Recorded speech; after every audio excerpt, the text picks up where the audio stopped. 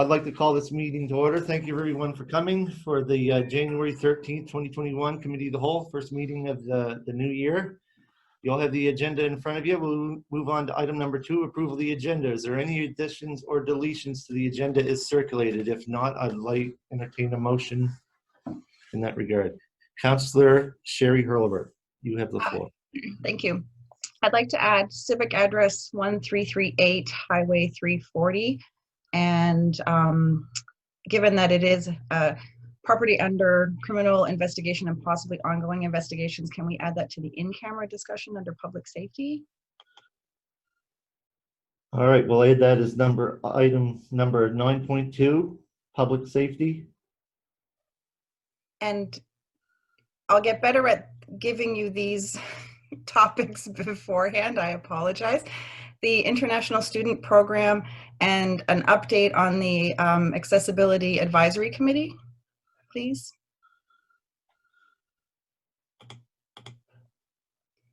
All right, we'll move it to item new business update on Accessory Advisory Committee, item 8.3. And what was the last one, Councillor?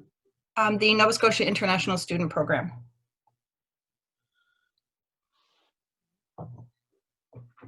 Councillor, you're not in a I do have to ask you this. Are you in a conflict in that regard?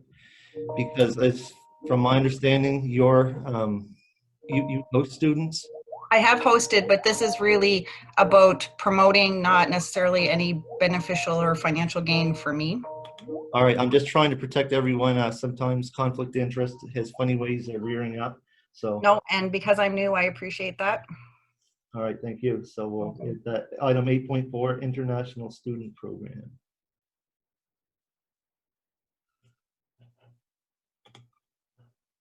Is there any other additions? Councillor Nick Hilton. Under new business, can I add safety issues on Route 3, otherwise the airport stretch, for discussion, please, under new business? Thank you. All right, so we'll add that as item 8.5, safety issues. You say the airport stretch, Councillor? It's Route 3, but it is the airport stretch section. 3 airport section.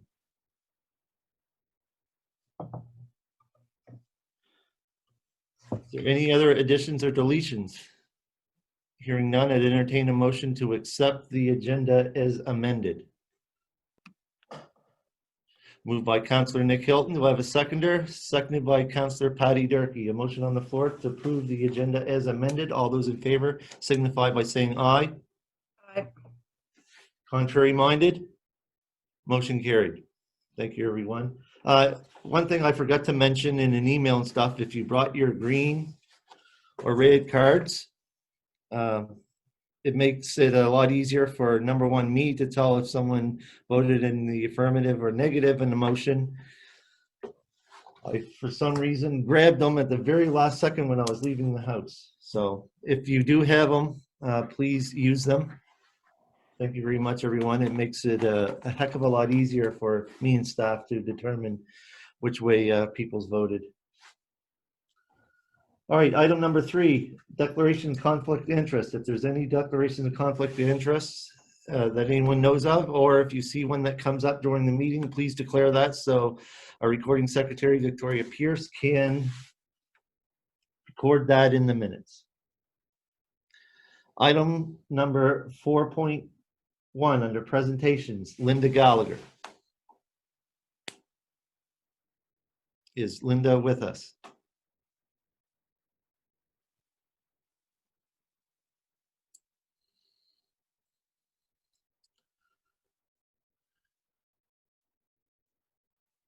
I see Linda's on the queue.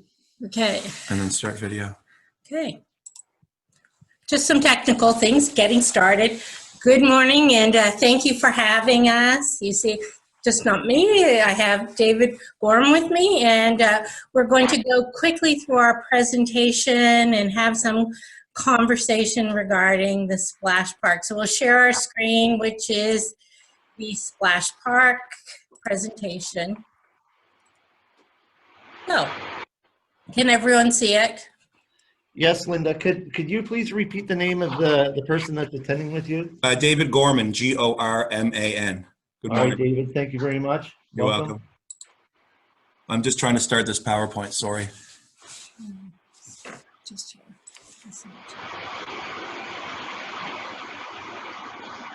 All right. All right, can you guys see that then? Yep. Great, thank you.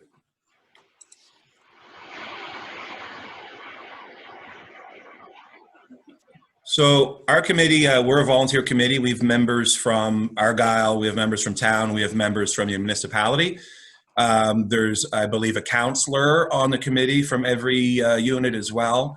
Young folks who have new families and folks whose families have since grown up and left. I'm not going to obviously read this word for word. We're non-for-profit. We do have status. We're not looking for this project to be completely funded by you guys or any other guys. We have full intentions to fundraise extensively for this, and it's completely doable. But the big thing with the splash park is that it's going to give us a new recreation facility, an outside recreation facility, hopefully on a location somewhere on the Mariner Center property, which we're open to discussing. There's no, these types of splash parks, there's no buttons to press, there's no things to turn, there's nowhere to jam your hands or fingers. They're all completely automated. They're very safe. There's no standing water whatsoever.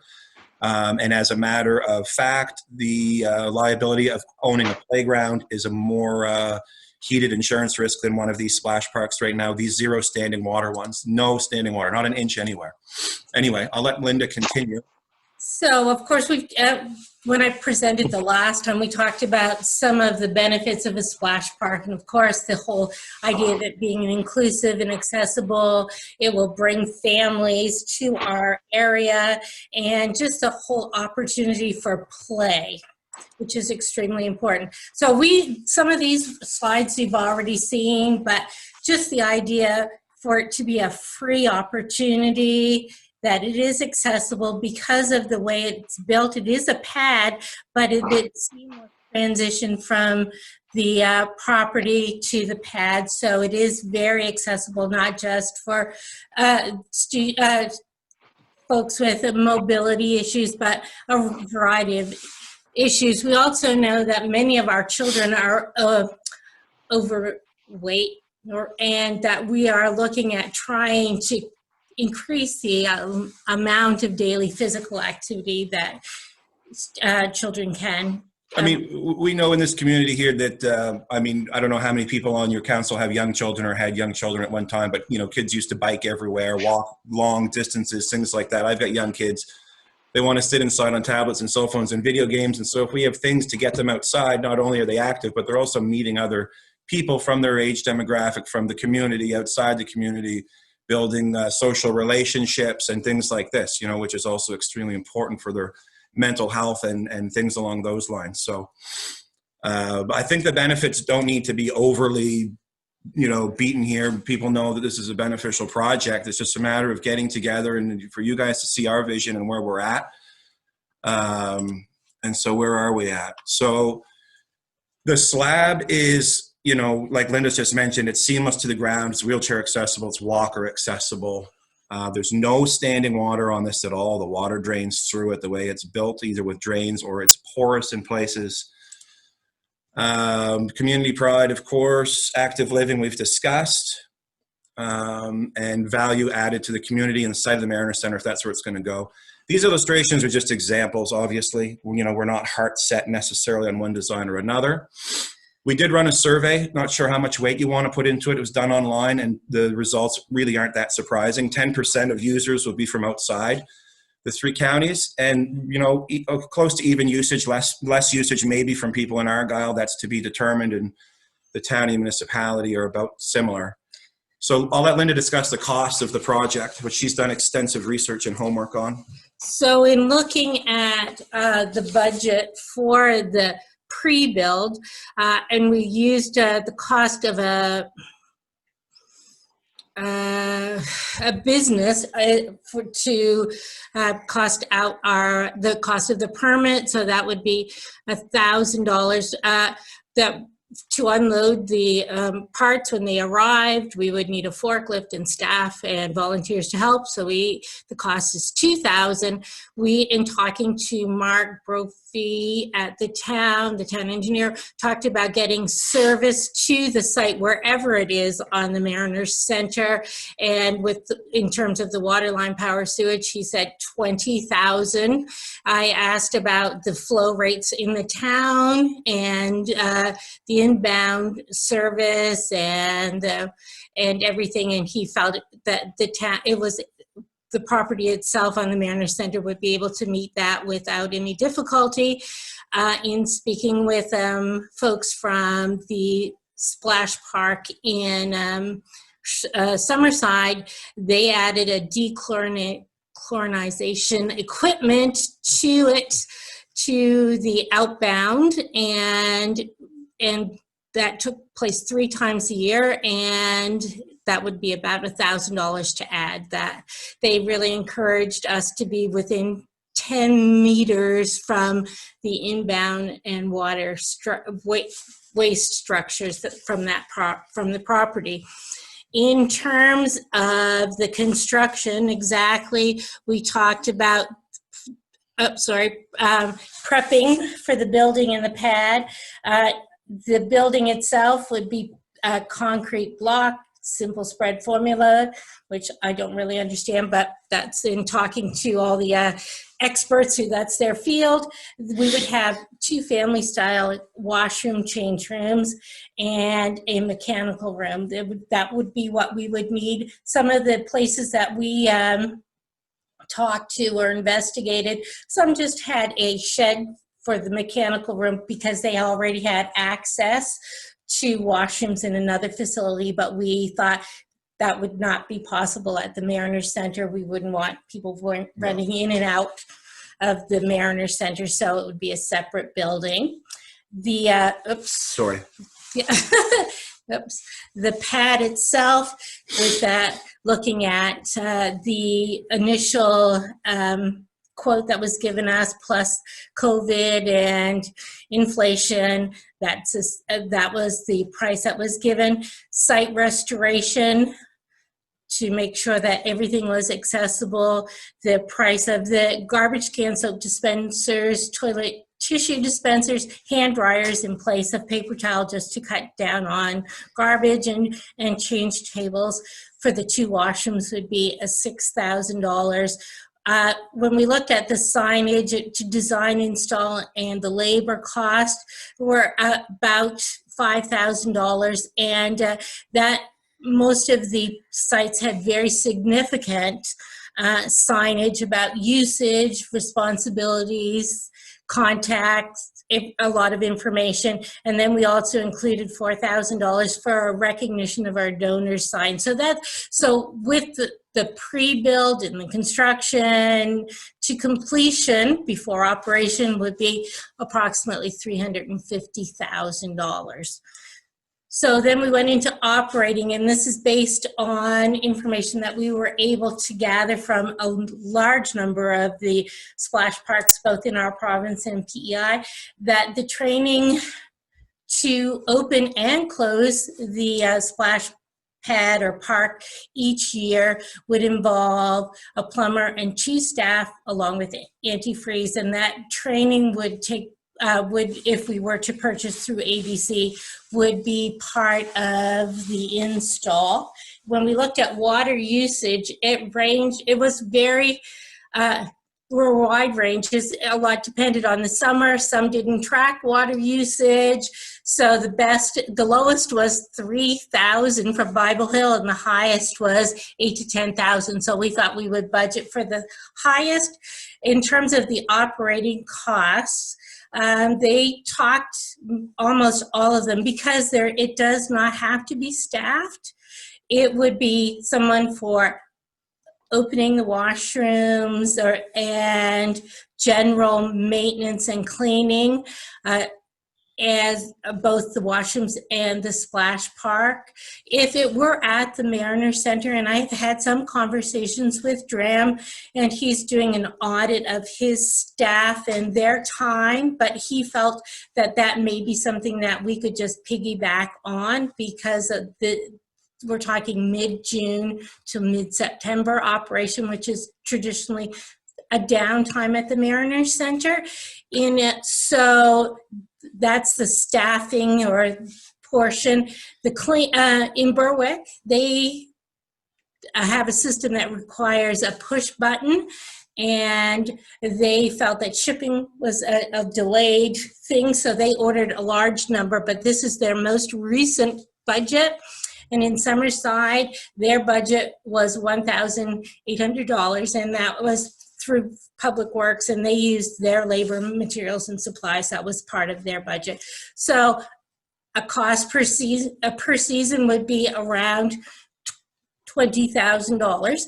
In all of my conversations in terms of insurance, no one seemed to have it as a separate or part of their budget because it was usually part of an already existing park, ball field, playground, soccer field, or recreation park as it was in Trenton, so that was not a separate budget line. It was already included.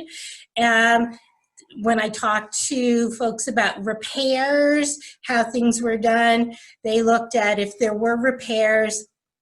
Sometimes the costs were divided 3 ways equally, as in the ones in Pictou County, and or some were based on population percentages, anyone that had shared, and that the assets were managed either by Recreation, Leisure Services, or Public Works.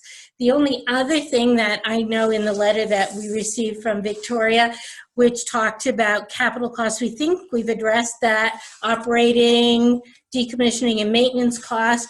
The life cycle cost, most of these splash parks are fairly new, and the longest longest operating one was in Charlottetown that I could get some information from, and they said if you did quality, it was the quality of the construction, that you weren't piecemealing it from you had the company that you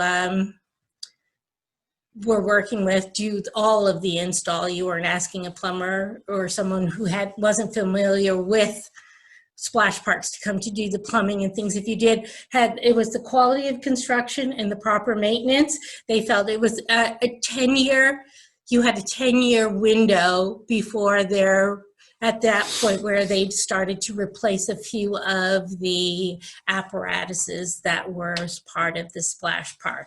So that's kind of the budget. That's just an example of the kind of thank you wall that we would like to do for the donors. And so in the end, we're looking at a $349,000 project. We see it divided 3 ways, with 1/3 being divided by the 3 municipal units. So we're asking each municipal unit for approximately $40,000, and the addition of the ongoing funds for the operating, which would be approximately 20,000 divided 3 ways. And the rest would be through grants at both provincial and federal, and our own fundraising by committee and community. So with that being said, what we're looking for is your support for it to be at the Mariner Center, and then financial support and willingness to take this over, much like when the Mariner Center was built. I was on that committee. We worked hard to build the Mariner Center and then turned it over to the municipal units. Thank you very much, Linda and David. Is there any questions of council members? Councillor Lauren I Cushing. have a question. Yes, Linda and Dave, thank you very much for that. Is it Dave? Yeah, thank you very much for the presentation. As you recall, our last presentation we had, Linda, there was no numbers to it, and one of my concerns was that we had to have an estimated cost and maintenance and so on and so on, and which you guys have provided this time. So it's very helpful for us to discuss later on and to see if we're ready to accept such a project and such an undertaking. Now, there's one thing that, and I mean that, don't mean to ask this question without any prejudice or anything, but we've been talking about transparency is the word of the day, and I'd like to add that question, present that question to you folks. So, Linda, you were part of this Splash Park committee, correct? Yes? Yes. Okay, and we're looking to have that splash park located at the Mariner Center. That's what you're wishing, correct? Yes. Yes. Now, in order to do that, would not the Splash Park Committee have to make a presentation to the Mariners Committee, then would who approve it, and then move it on to our individual councils, I believe. Is that the proper process? Well, we did make a presentation. The Splash Park Committee did make a presentation to the Mariner Center Committee. And that when we made that presentation, we were told, thank you very much, but that was not a decision that they could make, that we needed to go to the 3 municipal units first. Okay, good. Thank you for that clarification. Now, in saying that, are you a member of the Mariners Board Committee Yes, I am. also? Yes, I am. Okay, so here lies a question. I don't want somebody to come to give us a bite on this. Are you in a conflict of interest of being on both committees? When we haven't voted on anything on the Splash Park, I just update them on information as the process, since we did make a presentation to them. But beyond that, that's all I've done. Just not to interrupt you, Lauren, but my initial thoughts, like any other committee, and you correct me if I'm wrong here or someone else can, would be that regardless of Linda being on both committees, if the Mariner Center Committee was to make a decision or a vote on something related to do with the splash park or discuss it, then I would expect that Linda would have to excuse herself from the room and not be involved in that at all. Well, there you go. That's what my Absolutely. We're trying to do this as transparently as possible, but we're also trying to figure out if we can get support from you fellas, and we can make things work here. We know almost for sure that we can go to the town in Argyle and get some support there, but if we can't, we need to know that. We need to know if we need to find our own piece of land somewhere else and revisit how we're going to do this. We're determined to make this happen. And it certainly would be a lot easier with a little, and we're only asking for a third here between the 3 units. We're going to fundraise the other 2/3, both privately and through government relationships, sources, grants, etc. We've got a large committee here of about 16 people, and everybody brings something valuable to the committee. So I've got no doubts at all that we can really make this work, and it can be a tremendous asset to the community one way or the other here. And Lauren, I'm not doubting what you guys' objective is, and I appreciate what you're doing, and I thank you very much for the presentation with the numbers that you attached to it. Will certainly make our decision much more easier to make once we discuss it in our council meeting. So Appreciate it. and Lauren, I have no issues. All on the same page, that's all. Yeah, I have no issues with abstaining from the discussions or votes at the Mariner Center meeting. Absolutely. Thank you, Linda and Dave, for that clarification. Thank you, Lauren. Like I say, you need good information for us to have. Thank you. You're welcome. Deputy Warden Trevor Cunningham is the next hand I see now. You have the floor, Trevor. Yes, thank you for the excellent presentation and the additional information you've given. Just a couple quick comments and one question.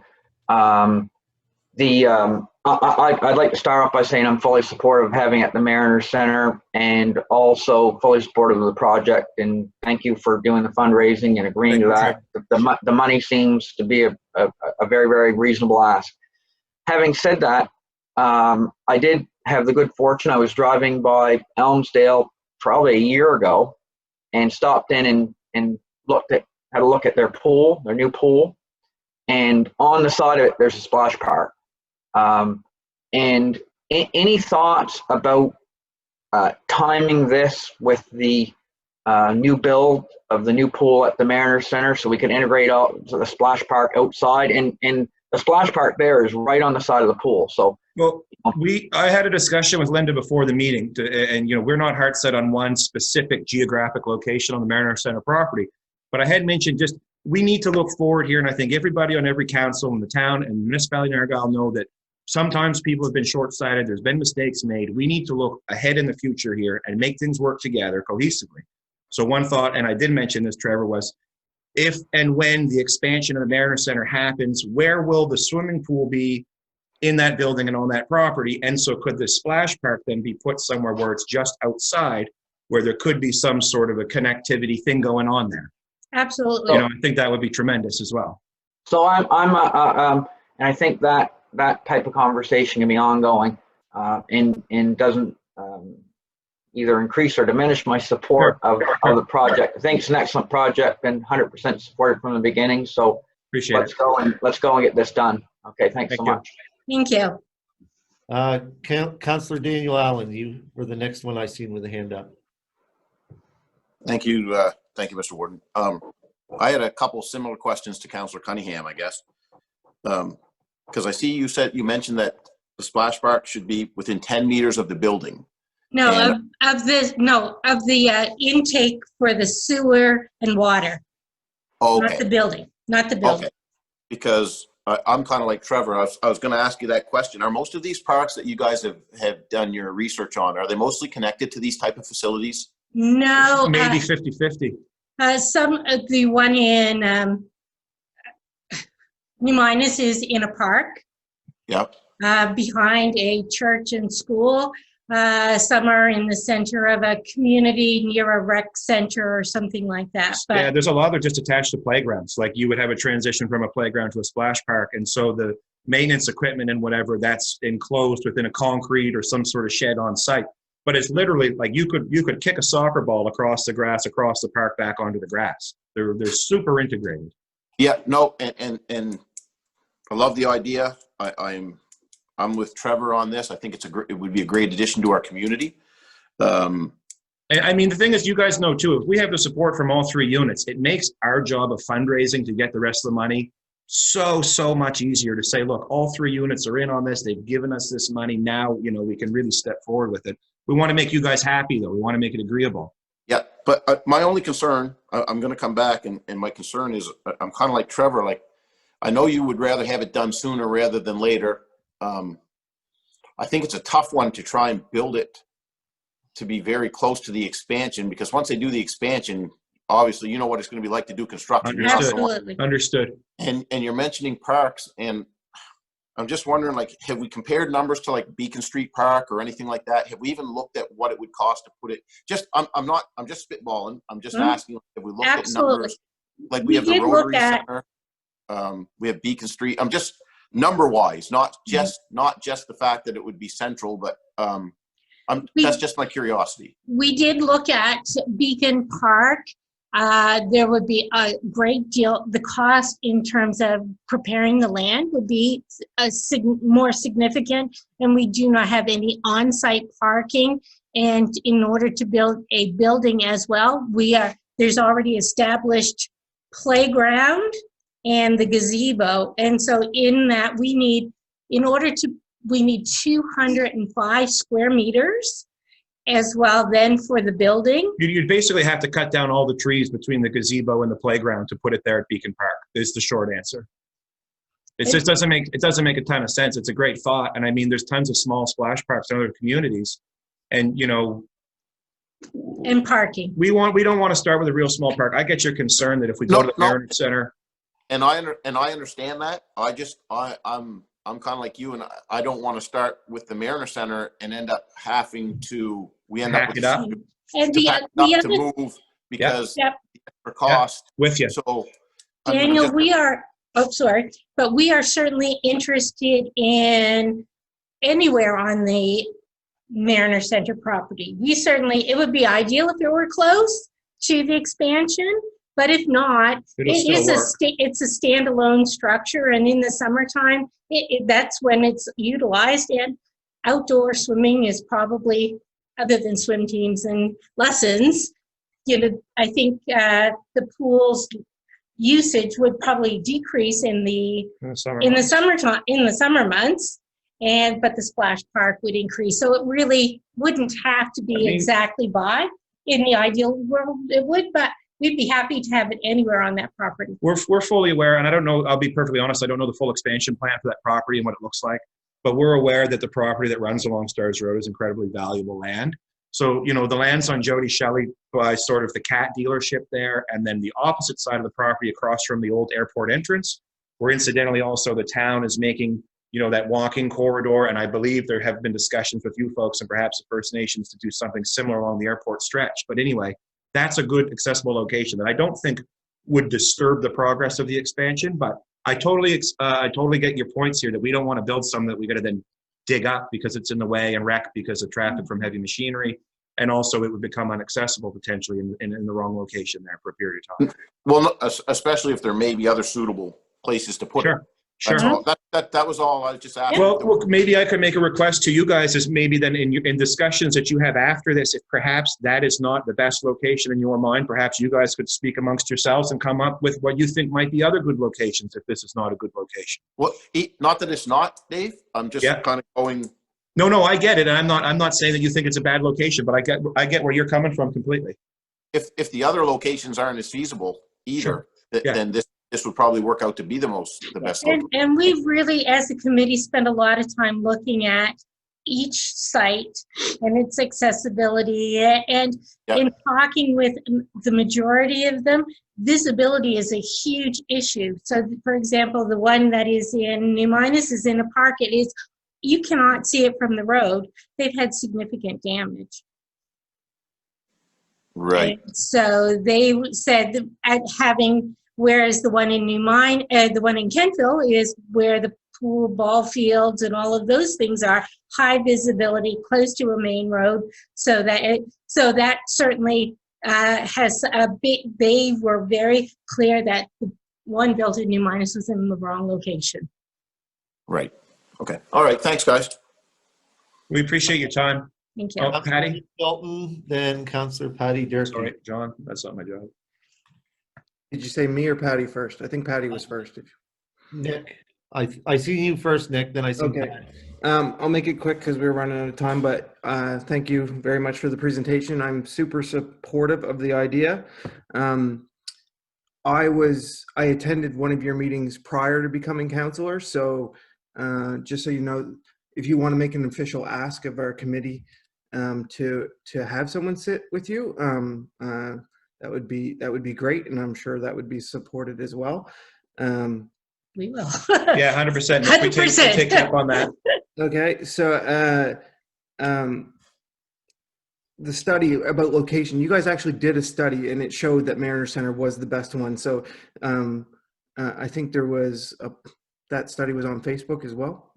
Did you not? Yeah, just from me personally, I would like to say that I do not put much weight into Facebook polls and studies.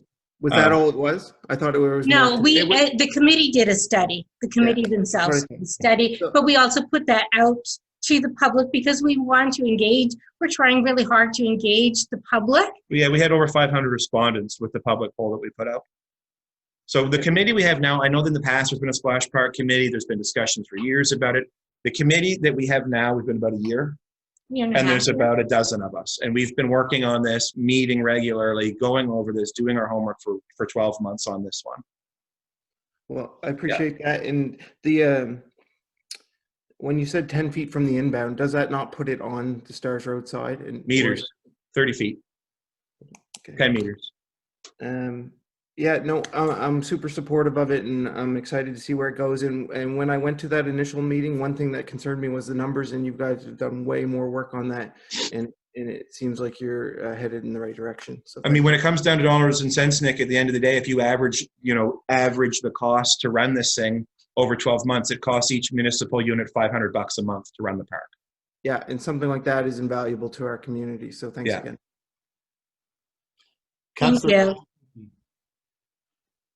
Yay. Thank you. I agree with what you've done. I think it's a fabulous idea. Mariner Center is a wonderful central location for everybody. It is visible. It's accessible to the highway. So if people want to come to go to the splash park, I would hope that maybe this is something that can come together before the expansion of the Mariners property because we have no idea how long that would be. And I would like to make a motion to move this to the regular council meeting, please. Typically, we don't make motions. However, you have made one during presentations, but since you've made one, Counselor, is there a seconder to that motion? Seconded by Counselor Sherry Hurlbert. Any discussion on the motion? I have a concern that, number one, we don't typically make motions in front of presentations. I'd like to discuss this a little more. Actually, item number 7.3, topics for referral, that's where that would typically be done. That's my concern with that. There may be some more discussion, and since we're in a presentation and we have other people in the queue, that would be my concern with that. Not that I'm necessarily against the motion, but as this motion stands right now and where it is, I'm going to vote no on this particular motion. Councilor. I agree with you, John. It is a good project. You guys put good numbers together, but I think it's something that we got to bring back to our committee of the whole and discuss thoroughly, so we are making the right decision. The costs are very reasonable. I have no doubt in my mind, but I think just to follow proper protocol, I think it's best for us to go to the committee of the whole in February and discuss, and we certainly can make a motion at that time. I feel very confident that it'll be good, but I just want to do the right thing at the right time, and that we're not shortcut. Thank you. As I said, I'm only voting no because this is not a typical process. Is there any more discussion on this motion? Councillor Trevor Cunningham.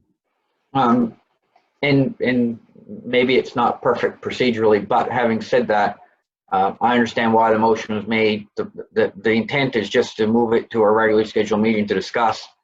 Better sooner than later will be a month to get to the committee of the whole. So my preference would be to have it. And there's no surety around us making a motion or anything like that at the council meeting. I think we should probably to expedite the process. But having said that, that will be at the whim of council, so to speak. If there's a motion put forward, we can vote on it any which way we choose individually, just like every other motion. So yeah, I mean, it's just a procedural thing. We're not voting to spend money or anything like that. So I'm okay with voting yes. Councillor Sherry Hurlbert. I'm fine, thank you. All right. Question? Question on the motion. All those in favor signify by saying aye. Contrary minded? 6-4, 1 opposed. Thank you very much, Council. Since we're in the middle of the presentation and that was made before everyone could ask a question, I do have one question to ask of David and Linda. Heated water. Is water heated? No, it is not. It's not. No. Boy, that's awful cold water coming out of the system. Roughly between 45 and 50 degrees Fahrenheit. That's pretty cold.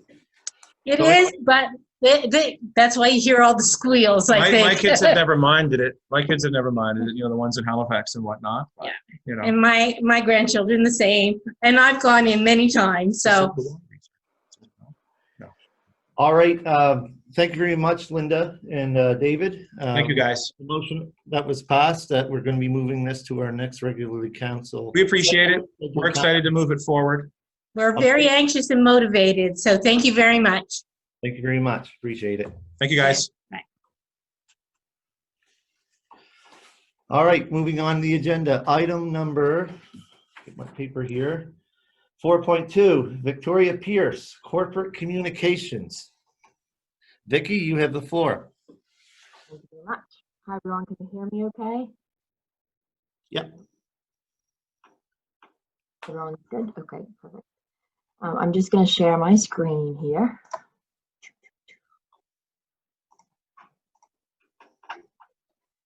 And just making sure everybody can see that as well. We're good? Can everybody see that? Yep.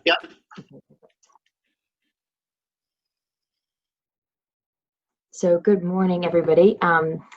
most of you know, as you all know, my name is Victoria Pierce. I'm the Communications Officer for the Municipality of Yarmouth.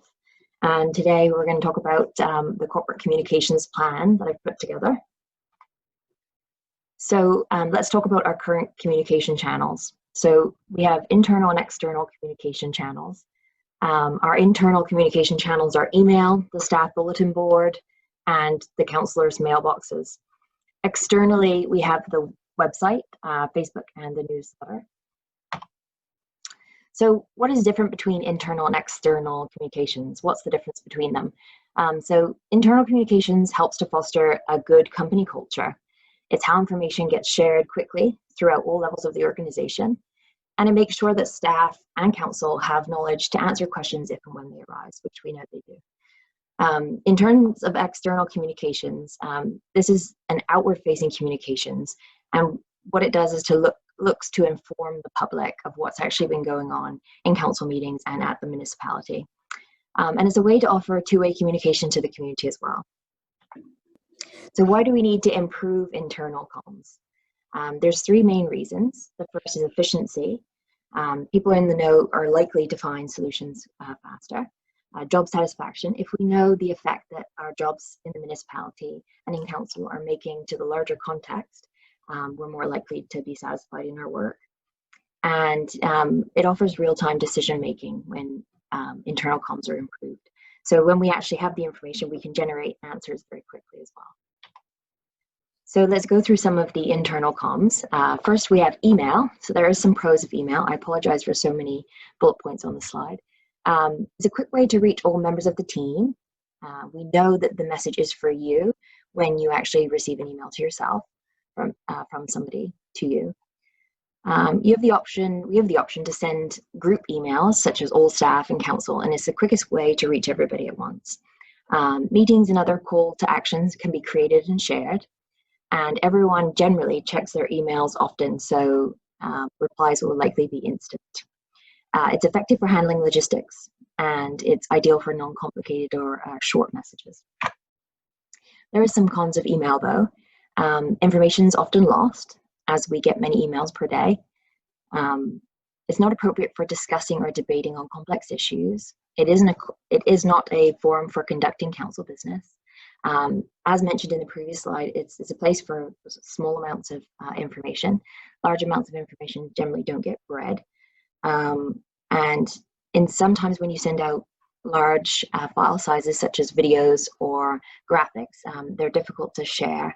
And above all else, sometimes the spam filters on your email will actually send things to junk, and you may not retrieve them for a few months. So there is some suggestions for email. One of them is to make group messages have a consistent format so that when people receive them, they already know what they're about. And the second is to share a short video on a monthly basis showing what Modi is working on and what came back from the council meeting that month. And we have already started this. I have an example to share with you. If you wouldn't mind just one moment while I get this set up.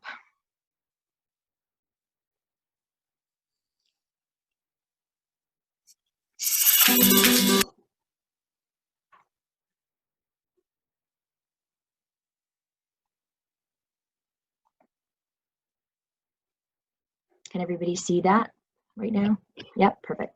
And I just got to share the sound. Please let me know if you don't hear anything.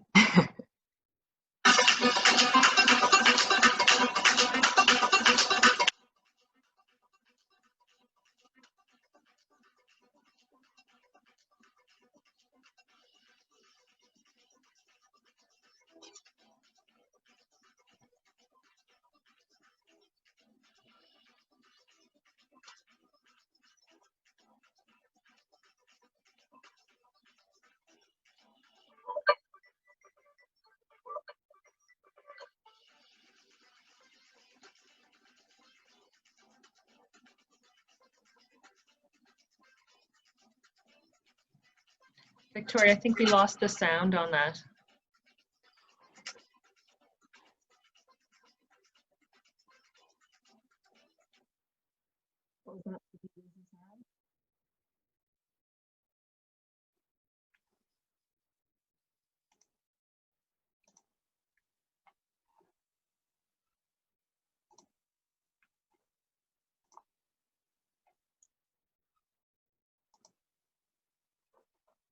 Did we lose the sound? We did. Did we have it at all from the beginning? Yes, we did. Okay, let me try it again. Sorry about that.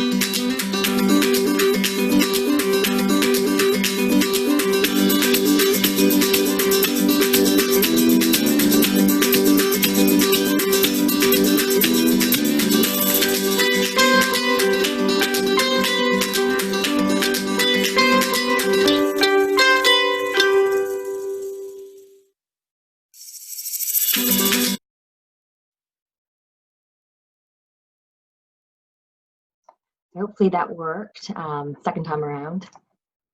And I'll share my PowerPoint again.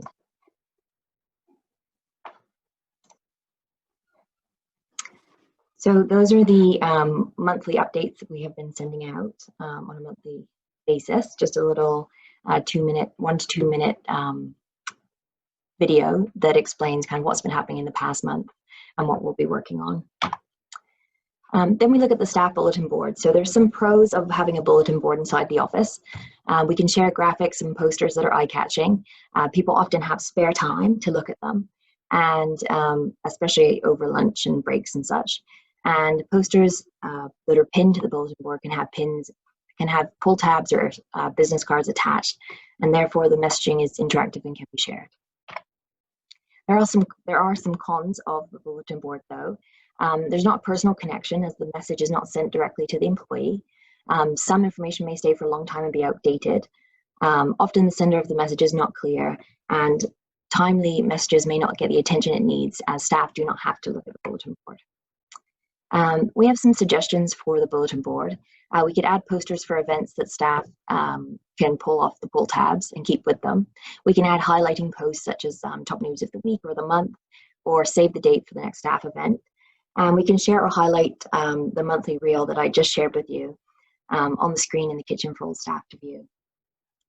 And then we move to council mailboxes. So there is some pros of your mailboxes. It's a direct access to council. Large printed documents can move straight from the mail to these locations, and they're tangible documents that can be kept, unlike interactive or electronic media such as emails.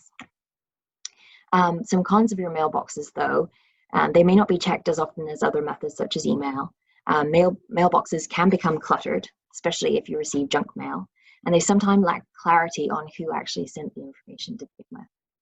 So a couple of suggestions I would have for the mailboxes is to send an email notification to council, to yourselves, when the mailbox is getting full, and also to color code the mail into general information and time sensitive letters. So when you actually go in there, you'll see the color coordination to know which is which. So overall, my suggestions for internal comms is to create a system where all councillors and staff are in the know about the new developments for the municipality, so everyone feels like they're working towards the same goal. And then secondly, to create a system where staff can relate on interpersonal levels through humour and gatherings, once COVID allows, of course. So why do we need to improve and standardize external comms? So first of all, our communications are a reflection of us. We need to have a unified appearance and be consistent to the public. The community needs to know we're a reliable source of information, and the way to do that is to keep it consistent and unified, as mentioned. And the community needs to be able to communicate with us and be heard. And we need to attract people to set up businesses and move into our communities. And the only way to reach those people is with external communications. So we have Facebook. There is some pros of our Facebook page. Our cover photo shows strong support for the community, and the Facebook photo of the Modi logo is simple and effective. Information is shared on a very often basis on our Facebook page, often multiple times a day. We share news releases on the Modi page. They're shared in a very timely manner, and it's actually the first point there, or the website is the first place we would share them. There's obviously general pros to Facebook is that it's really a low cost way to reach people. You can pay to boost messages and it doesn't cost a lot. And you can actually track, you can do some analytics to actually track who is looking and sharing what types of information, so you can better target those people. Some cons, though, of Facebook. When I started here in July, Modi had commenting disabled on many posts. Therefore, unfortunately, the post didn't reach very far. This has since been fixed. There's a low number of followers and likes on the page, which means the message isn't getting as far as we want it to, and this has been improved. There aren't any specific tanks of information for the different departments of Modi. Perhaps not enough sharing of partner community content, and therefore the community isn't reaching enough members of the community, as we didn't really do much paid advertising, and we don't have that many followers or likes at the present time. Also, there's no council policy governing how Facebook can be used and set up by council and staff. So some suggestions for Facebook is to monitor comments, delete offensive posts, and take corrective action towards negative comments. That's already been done. Pay for targeted posts, some targeted posts with positive news stories. And I would suggest that the posts that we do need to come from the following kind of tanks. So community involvement, partner updates, staff news, new developments, healthy living, running competitions to gain some followers and likes, which won't be continuous, and helping the economic development of Modi by highlighting small business and assistance programs that can help small business in our area. So what have we already done to Facebook? Well, we've added back commenting and watched the page and replied to comments. That's went extremely well. We ran a campaign for the election through Facebook. Posts reached thousands of people. We've shared community content from WasteCheck and Cape for Shoe Lighthouse on a consistent basis. And we've increased the exposure of the page by hosting Facebook Live election announcement and the Dumping Day Live, as well as other videos that get people outside of our area to join. So what are the impacts of this work? Well, we've increased, since I came here in July, we've increased page likes by 362 from 1,044 to just over 1,400. We've also increased page followers by 600 from just over 1,100 to just over 1,700. Also, we've created videos that reach many people. I'm not sure if any of you tuned in, but the Dumping Day Live that we did so that we could take a video of the boats leaving the harbour. That reached over 9,500 people. And at 4 o'clock in the morning, I may add. And also the unofficial election results live stream reached over 4,600 people. So some examples of what we intend to post. This one is an example of a partner update. So here, the municipality of Argyll took some seawater samples to determine how much shellfish a body of water can environmentally sustain. So they were doing some great work. So here we would actually share the great work that they're doing with the community. Also, some staff news we could share. If somebody's been here, working here a long time, such as 25 years, we could actually do a post about them, share that with the community. Also, healthy living examples such as trails and local parks and stuff that we have under our belt. We can also share posts about them. So let's talk about the website for a moment. The pros of the website are that the quick access icons are excellent. They give a good visual and fast answers for people who are looking to view the page.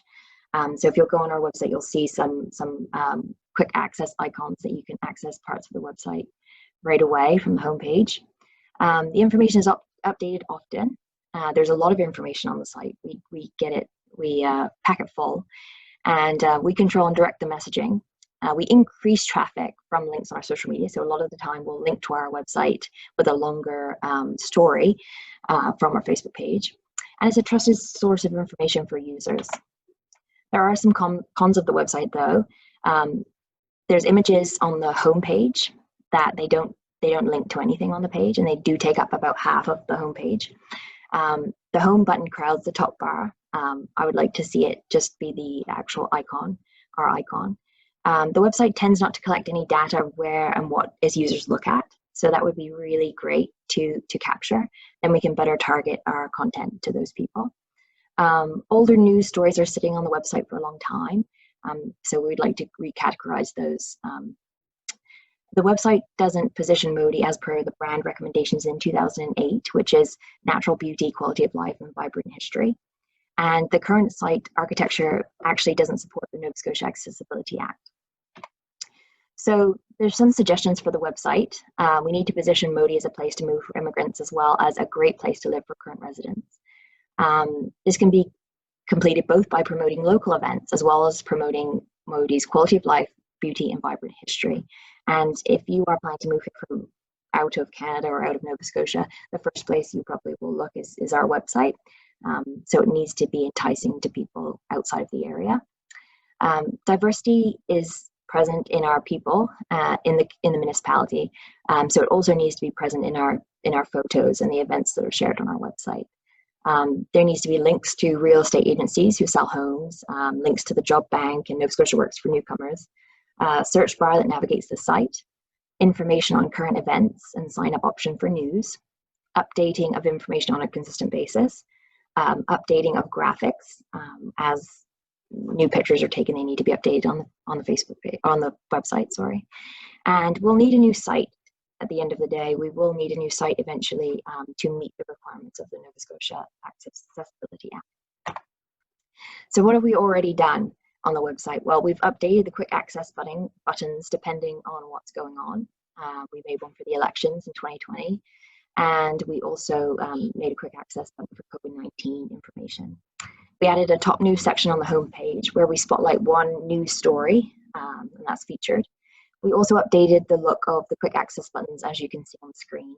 They were older actual pictures of our area, so we updated them to be a bit more modern.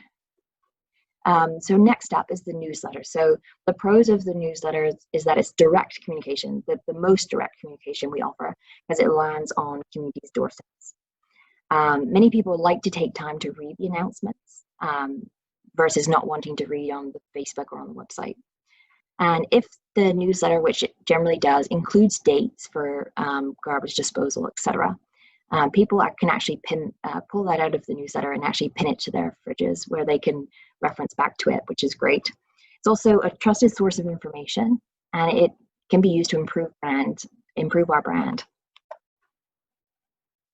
But there is some cons of the newsletter. It doesn't reach anyone that is not from our area already. So it misses the people that we want to attract and move to our area. It's not really interactive. People can't comment, like, share, or ask questions easily. It's costly to mail out letters. There's no way to determine who reads and who does not. And some people may not even open their mail on a consistent basis. Hopefully, our newsletter is not being used for fire lighting. So some suggestions to our newsletter. Have a section where it asks whether residents would prefer to have the newsletter sent out to them by email and direct them to a sign up on the web. Some people would rather have an e-version. Also, the newsletter could have a QR code which can be scanned by the reader and would bring them to an online version in English and perhaps French. We'd like to revamp the look of the newsletter to make it vibrant and highlight the rugged and natural, beautiful scenery of Yarmouth. So what we've already done, so on the left, you can see this was the spring 2020 newsletter, older look of the newsletter. And in the fall of 2020, we revamped all of the pages just to show the scenery of the Yarmouth area, to give a little bit more white space and to just give a little bit of a modern twist. We also included on the bottom right a QR code that would actually bring you to an online version. So some other and new ideas would be a social media policy, council communications policy, public relations workshops for councillors, bailouts from Modi residents, virtual tours of Modi sites, video projects, billboard projects, and specific and unique campaigns as they arrive. So the public relations workshop for council, so it could, relate around, you've been elected, now what? Making yourself accessible to the community you serve. So it's certainly a workshop we would like to start. There's we'd like to add an online connect system. So it would be part of the website where people can actually sign up with their email address, and when the website's updated or when there's new information to share, they would directly get an email. The mail outs to Modi residents, so this would be a small graphic card that would be actually mailed out to our residents that would inform them of a new thing, asking them a new thing that's going on for the municipality, or it could be asking them to sign up to find out what's happening, to sign up to our Connect program. So then we move to virtual tours of Modi sites. So we can get aerial footage of some of our natural beauty, as well as our vibrant history, such as the lighthouse and walking trails. And these all show our quality of life. It would be a great promotion tool for the municipality. In addition, Modi sites such as Cape Freshoo could have a virtual 3D video tour where people could actually walk around the site virtually on the website. And then we talk about, in the future, billboard projects in the Modi community, perhaps. Billboards offer an excellent space to show the community what we're doing. And in certain areas where there's a new development, such as the Heath Business Complex and other areas, a mock-up of the new development could be placed. And this actually is a billboard that was in Halifax, and it's, as we can see, featuring our Cape Freshoo Lighthouse. So some other communications work that I do. Assisting council members with public relations, connecting interviewers with council members and ensuring prep work is done for the interview, doing a run through with council to ensure answers are as desired, and setting up media scrums and media invitations at certain council events. Let's talk a little bit about branding and aesthetics. So as we know, that's our logo, but what are the actual colors represent in the logo? And this is a study done by this very design company in 2008. So True blue is genuine people, natural green is natural beauty, and lighthouse red is history, culture, and the dynamic nature of our community. There are other versions of our logo. There's actually 4 versions. You can't tell, but that's a navy in color logo. There's the black and white, and then there's the inverted color. The graphics and content we use needs to be updated on a consistent basis. And my suggestion would be to hire a photographer or purchase existing photos from a local photographer and use these on our site. So all of this said, there is a plan to implement all of these recommendations, and it's a 3-phase plan. So phase 1, we would tackle some of the email suggestions. We would tackle some of the staff bulletin suggestions and some of the Facebook suggestions, as well as some of the website suggestions and some of the newsletter suggestions, which we already have done. In phase 2, we'd continue the progress from phase 1. We'd We'd do some of the secondary Facebook suggestions, such as organizing the posts into tanks. It would take a little bit longer than the previous ones. And we would complete some of the website suggestions. So we'd like to add a pop-up information collection to the website. And we try to really position Modi based on that Sperry company branding analysis. We'd also like to add the online Connect system, and we'd like to create mailouts for the Modi residents. And then phase 3 plus, we would like to work on the virtual tours of Modi sites, drone footage, GoPro for tour of location, and we'd like to work on the billboards in the Modi community. And I would like to just share with you quickly, this is a very quick video, I promise, of some drone footage that we've actually got from Alex D'Entremont, and I did some editing of that for the Hebrew Business Park. So if I can get this to work again.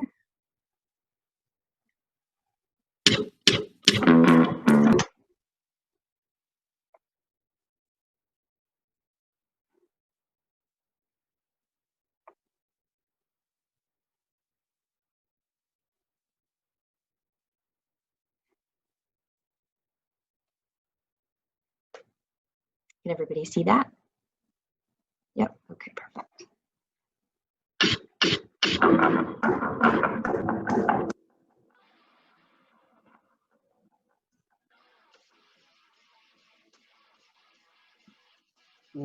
We lost the volume again.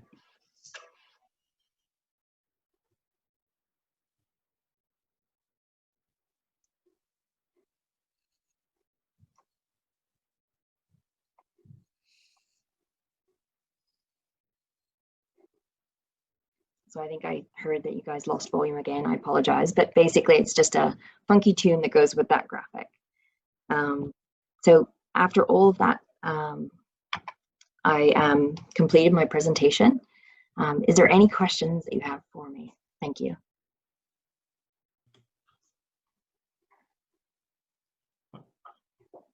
All right, is there any questions for you? Okay, I see Sherry, then Lauren. Did you say Sherry?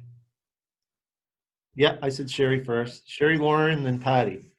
Thank you so much, Vicki. That was a lot to unpack and a lot of information in a short period of time. I'm glad I have the PowerPoint to go back and refer to.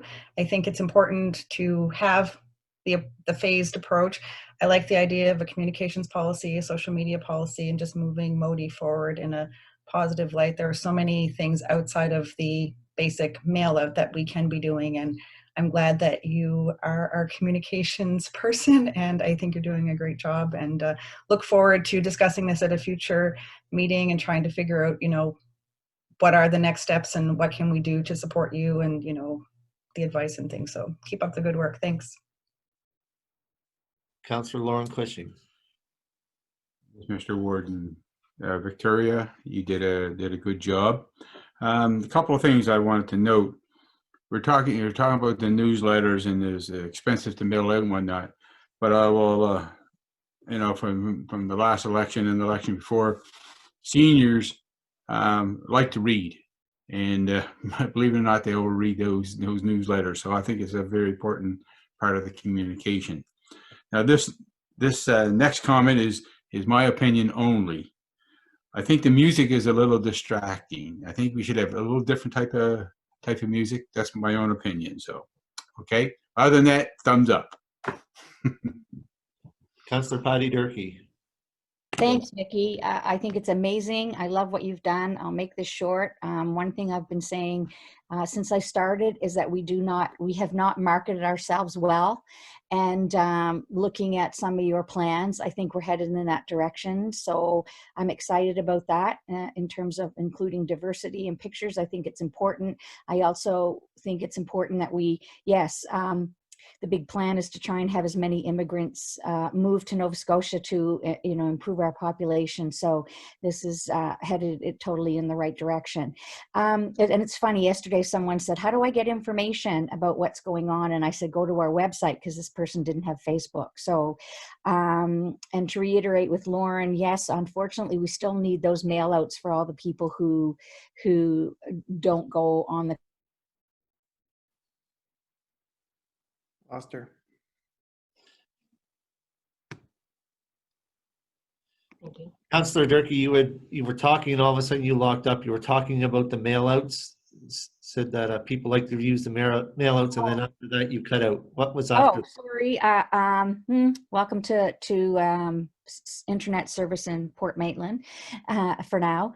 No, I just said, I don't know what I said after that, but whatever you've done, I think it's just going to put us on the map even more, and I appreciate it. And yes, I said, as Lauren had said, we still unfortunately need to do mail outs, and that's okay. Deputy Warden Trevor Cunningham.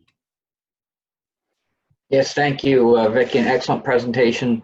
Very comprehensive in what you're proposing we do, and I agree with everything you've said.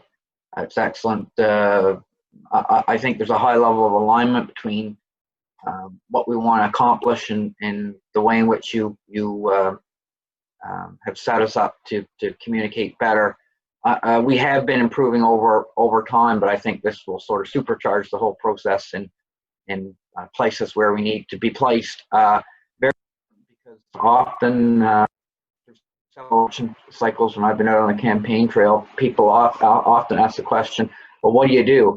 And in the videos and so forth, I saw evidence of a lot of what we do, like the business park, having a virtual tour of the ability to take a virtual tour or walk the lighthouse site, like that really does will allow people to have a concrete sense of what it is Modi does and responsible for and takes care and manages effectively. So thanks very much, and very, very excited about all the things you propose and agree with it 100%. Thanks Ian. Anyone else? Seeing none, we're scheduled for a break at 10:55. We've gone over, so what I'm suggesting is we take a 5-minute break and be right back, so it doesn't put us too much behind time. Is that agreeable, council? All right, 5 minutes.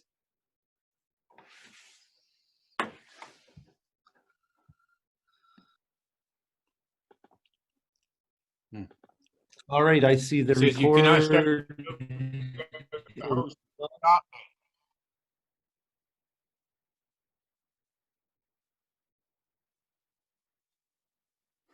Did you hear me? No, I didn't hear you. Okay, it says you cannot start. Oh, yeah, never mind. I got it. Somebody put me back on. All right, I'll call this meeting back to order. Thank you, everyone. Item 4.4, we have Gus Green from Waste Check, extended producer responsibility. So Gus, if you're there, and as soon as you come up, he has the floor. Excuse me, Mr. Chair. I'm Yes. just not sure if Mike needs us to pause a minute. We are not live streaming. Even though we are recording, we are not live streaming. So I'm not sure if he needs us to pause for a minute.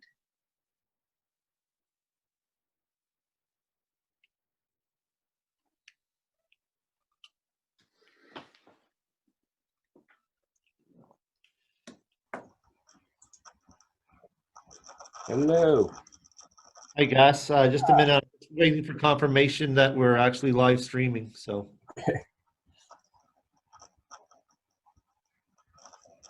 The technology is a little advanced for me.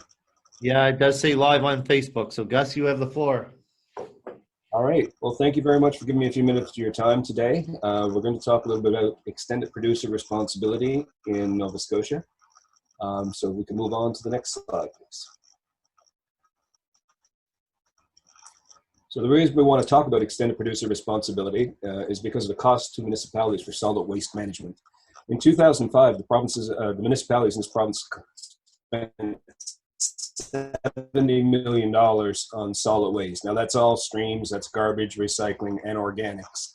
But 10 years later, in 2015, that amount had increased to almost $110 million. That's a 56% increase in just 10 years. And in 2019, that number is up to $140 million. So obviously, the current method of playing for this.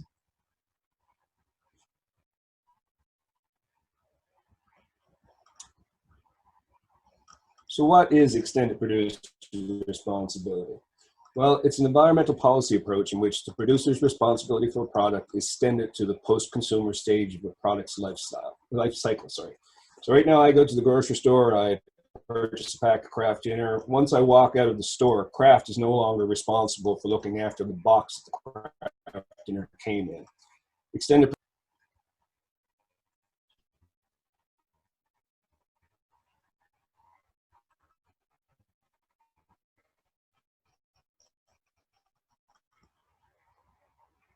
our residents place their recycling to return We the lost processing of that material. Under EPR, the responsibility for those actions is handed over to industry. Now, in order to pay for that, industry adds a small fee to the price of each product. These fees are typically in the magnitude of just fractions of a cent. Next slide, please. So 80% of the people in Canada currently live in jurisdictions that have extended producer responsibility. It's really only Alberta and Atlantic Canada that are lagging behind here. But one of the things that means is that everyone in Canada is paying these fees on all the products they purchase, but only those 4 provinces that have EPR programs are getting the benefits. Next slide.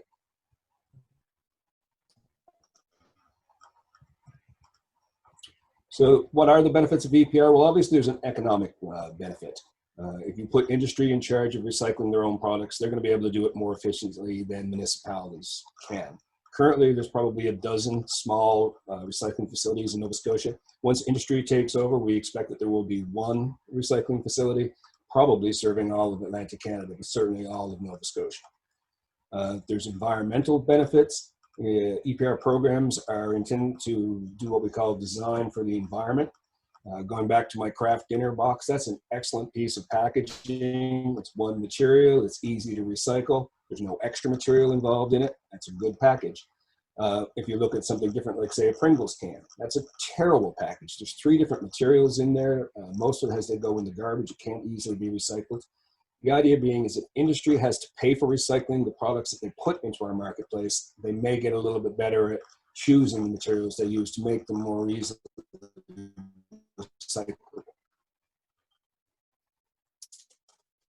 And of course, the social aspect too, as well. If you want corporations to behave in a socially responsible way, you've got to have them at the table with you.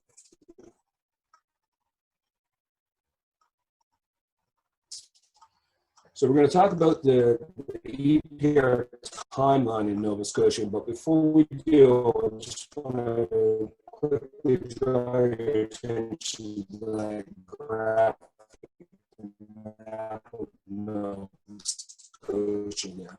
Nova Scotia is divided into 7 waste management regions. We're number 7.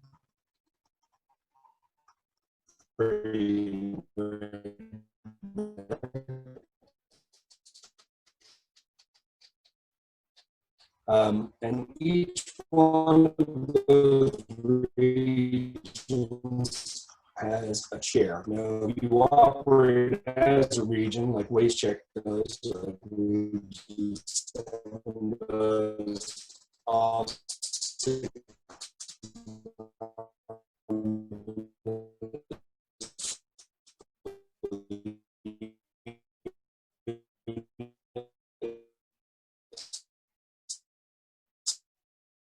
sit at the table and you elect your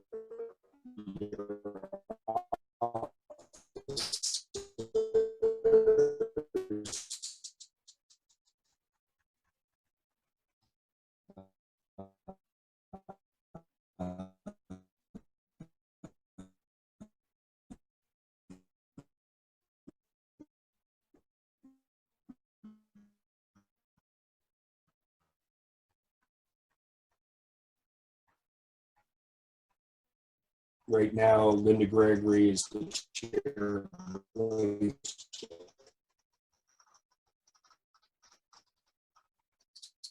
So each region appoints a chair, and those chairs every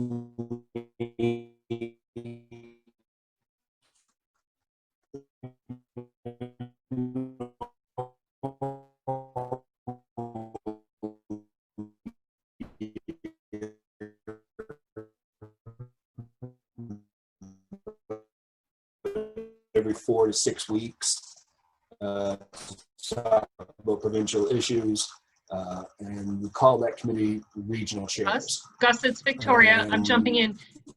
There's a As far significant as the, lag, probably Province of Nova audio Scotia from you. Department of Limited Can I stay here?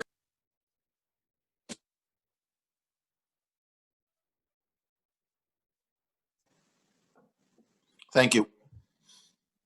I was getting nothing, like terrible lag. Yep, I just called the Waste Check office, and I think somebody on Gus's team is going to ask him to turn off his video so that we can at least get the audio. Okay, no, that'd be great. That'd be great. Thank you. I thought it might be just me.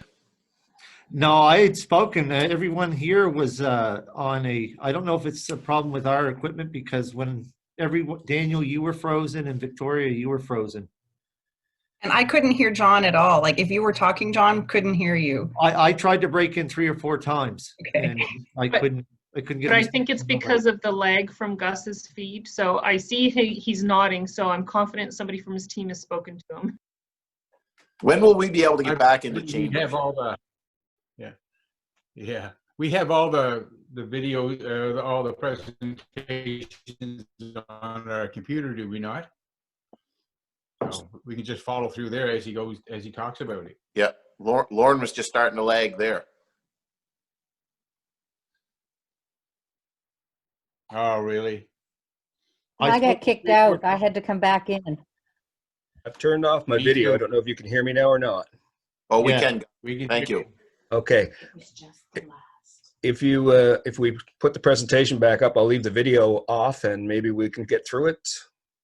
Hopefully, the technology. Whether you talk about it, we have the video with us, right? All right. So, is it possible to move on to the next slide? Or are we stuck?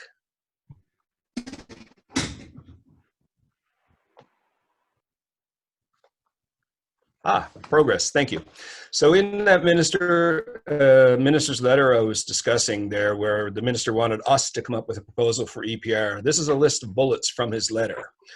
The EPR model had to have a proven track record for cost efficiency. It had to demonstrate consensus among municipalities, large, small, urban, and rural. Had to demonstrate consensus among small, medium, and large businesses. Had to have low or no impact to small business. Had to contain sufficient detail in order for the province to consider public policy impacts. It had to maintain the environmental performance of the current system while containing or reducing costs, and had to be consistent with other programs across the country. Next slide, please.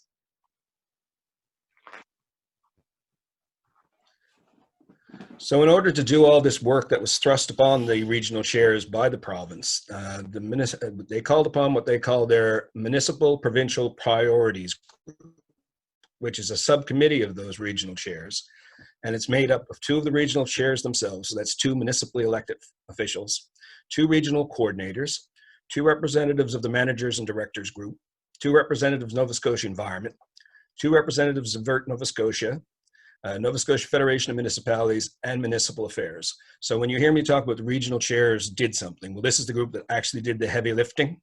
And I was fortunate enough to be one of the representatives from the Managers and Directors Group that got to sit on this committee. Next slide, please. So in order to do all the things that the minister laid out for us to do, it took us 2 years. But on May 30th, 2019, the Regional Chairs Committee submitted Preserving the Culture of Recycling, a proposal for extended producer responsibility for packaging and printed paper in Nova Scotia. I've included a link to where you can find the document online if you want to read the whole thing. And then on September 9th, 2019, the regional chairs submitted Efficiency and Effectiveness of the Solid Waste Resource Management System. And that document can also be found online. Also in 2019, the Nova Scotia Federation of Municipalities really got serious about calling for extended producer responsibility. And the most recent development that we've had in our timeline is in September, the Department of Environment got a new deputy minister, Scott Farmer. So we met with the deputy minister, virtually of course, to make sure he was up to speed on the EPR file. Next slide, please. So what we learned while we were looking at EPR, there were some opportunities identified. No question, EPR improves efficiency, it standardizes recycling, it would reduce municipal tax burden, it reduces market risk for those people who are still involved in recycling, marketing recycling materials. There's some potential for jobs to be gained, and there's also opportunities for increased diversion. Next slide. There were also concerns raised. There was a concern about potential for job loss. There's not much potential for that for us because the few jobs that we had at the Scotia Recycling Facility in Yarmouth have already been lost to us. If you owned the recycling facility, there was concerns about stranded infrastructure. Again, if you would own that recycling facility, you would have had some stranded infrastructure. There's concern about the fact consumers are already paying for this and paying twice because we pay the fees every time we buy these products, and then our municipalities pay a fortune to have the material processed. So we are indeed paying twice. One of the other concerns we heard a lot was about the impact on small business. This is one that the Canadian Federation of Independent Businesses really seized upon, and they were adamant that extended producer responsibility was going to mean death to all small business. The fact is that's really not supported by fact. If we look at the example in BC, or the experience in BC, which is a lot bigger than Nova Scotia, has approximately 400,000 businesses. Of those, there are 1,296 who are the ratepayers for their extended producer responsibility program. Less than 0.5%, 0.33% of businesses. So EPR does not have any impact on small or medium-sized business. It targets the really big brand owners and the really big retailers. Next slide, please. So the model that we proposed to the province was sensitive to municipalities, encourages the use of existing infrastructure and human resources. It gives municipalities the right of first refusal for collection and education, meaning if you didn't want to collect recyclables anymore, you could walk away and say, no, industry, you have to look after that now. That doesn't make a lot of sense to you because you would still be collecting garbage and organics. So you're better off negotiating with industry and having them pay you for that portion of your contract. The model calls for maintaining or improving our curb level of curbside service. And again, we're dealing with the residential material here. And it also calls for time for planning and transition. Typically, you're looking at a 3-year window. If the government were to come out this afternoon and say they were moving forward with extended producer responsibility, we expect it would take about 3 years before the system was fully up and running in the province. Next slide, please. The model we've proposed is very sensitive to protecting businesses. There's 3 different exemptions for businesses. The first one being what we call de minimis, meaning if you have a revenue of less than $2 million per year, you're automatically out. That EPR does not impact you. Now, if you have a business and you're around that $2 million mark and you're worried how it's going to affect you, in most other jurisdictions in Canada, because the amount you would be contributing between, if your revenue is between 2 million and 5 million, is so small that in most of the other programs you'd pay a flat fee per year to be part of the program, probably a few $100s if you were between the 2 million and $5 million in revenue. Again, these programs target big business. If you supply less than 1 ton of printed or packaged material into the economy of Nova Scotia, you're out. You don't count. You're too small. If you have a single storefront, assuming you're not part of a franchise, you have a single storefront, you can make as much money as you want. You can have revenues of $60 million. But if you have one single storefront, you are not part of the EPR program. So those are 3 main protections that make sure that this program does not impact small or medium-sized businesses. Newspapers and registered charities would be exempt under this program. It would be harmonized with other Canadian Extended Producer Responsibility Program, and there has to be oversight for monitoring and compliance to ensure a level playing field. Next slide, please. So hopefully now you've got a better understanding of what's in the EPR proposal that the regional chairs drafted for the province. You get a little better understanding of the timeline of how we got here. And what we need from you is to do the same thing that Nova Scotia Federation of Municipalities is doing, and that's keep pressure on the province to move forward. And the final slide is just if you have any questions for me. And I apologize for the technical issues we've had here today. Thank you very much, Gus. I'm trying to get a full screen of everybody.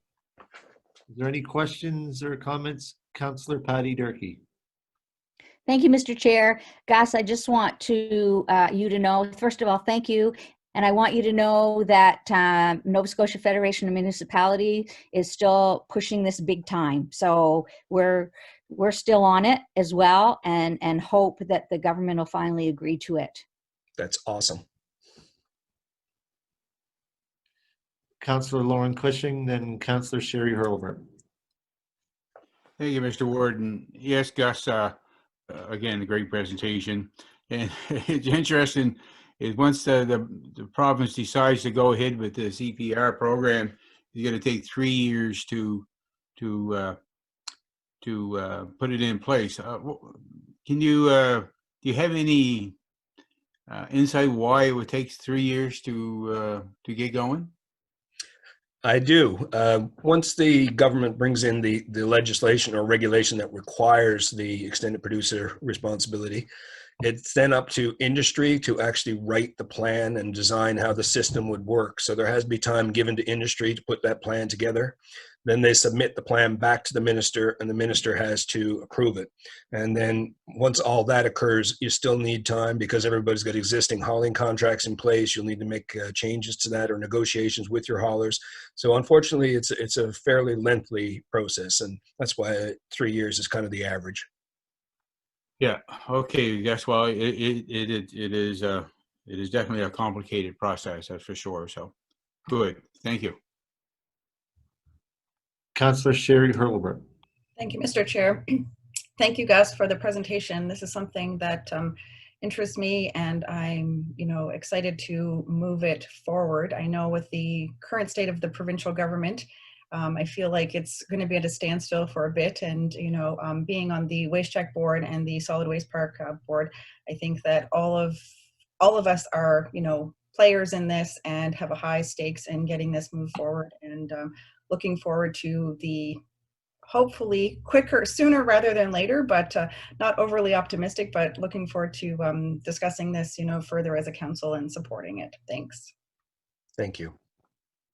I can't remember who was after Sherry, but if anyone else didn't have their hand up, Madam CAO, I believe you have a question. Thank you, Mr. Chair. Thank you, Gus, for coming and presenting to council again. I know you've been talking about EPR for quite a long time, and maybe you're tired of it and maybe you're not, but thank you for coming. I wanted to share a piece of information for the record and ask you a question for the record, Gus, if I could. The two pieces of work that the working group from the regional chairs did, the plan, the pitch for the program, as well as the efficiency study, those two pieces of work, I know they were very big pieces of work, and who paid for that work? Divert Nova Scotia provided the funding for the study. We hired a consultant to do it. The committee wrote the terms of reference and reviewed the submissions and then oversaw the contract.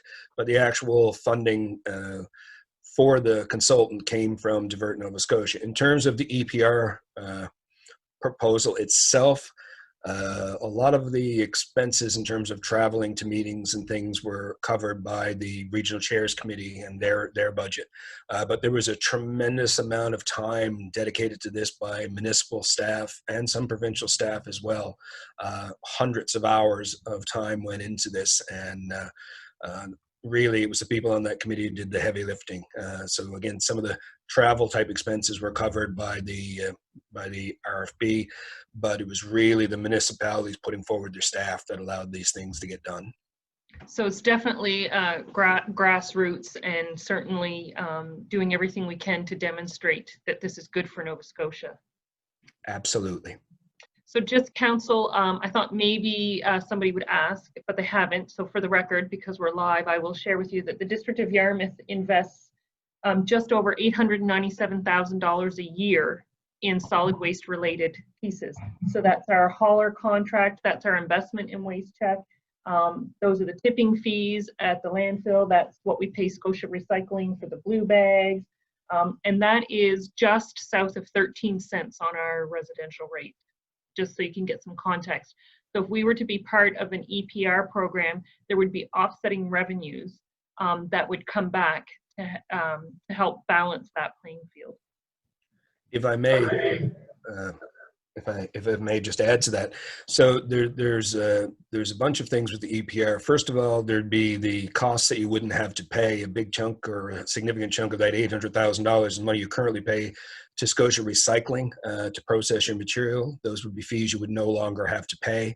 A portion of your hauling contract you would not have to pay because industry would be responsible for the collection of the recyclable material. And then on top of that, you would actually get cash in your hand to pay for things like education. So you would be getting checks from industry on top of that. So there's money in your hand, and there's also significant avoided costs as well. Councillor Lauren Cushing. Yeah, again, there was a question that I forgot to ask. You gave the stats for what it costs Nova Scotia for waste management. Do you have any stats for our district or what it costs us for waste management? No, it's not something that we typically track. I could certainly put it together for you pretty quick. But you know, as Victoria indicated, 800,000 was your personal share at the municipality of Yarmouth.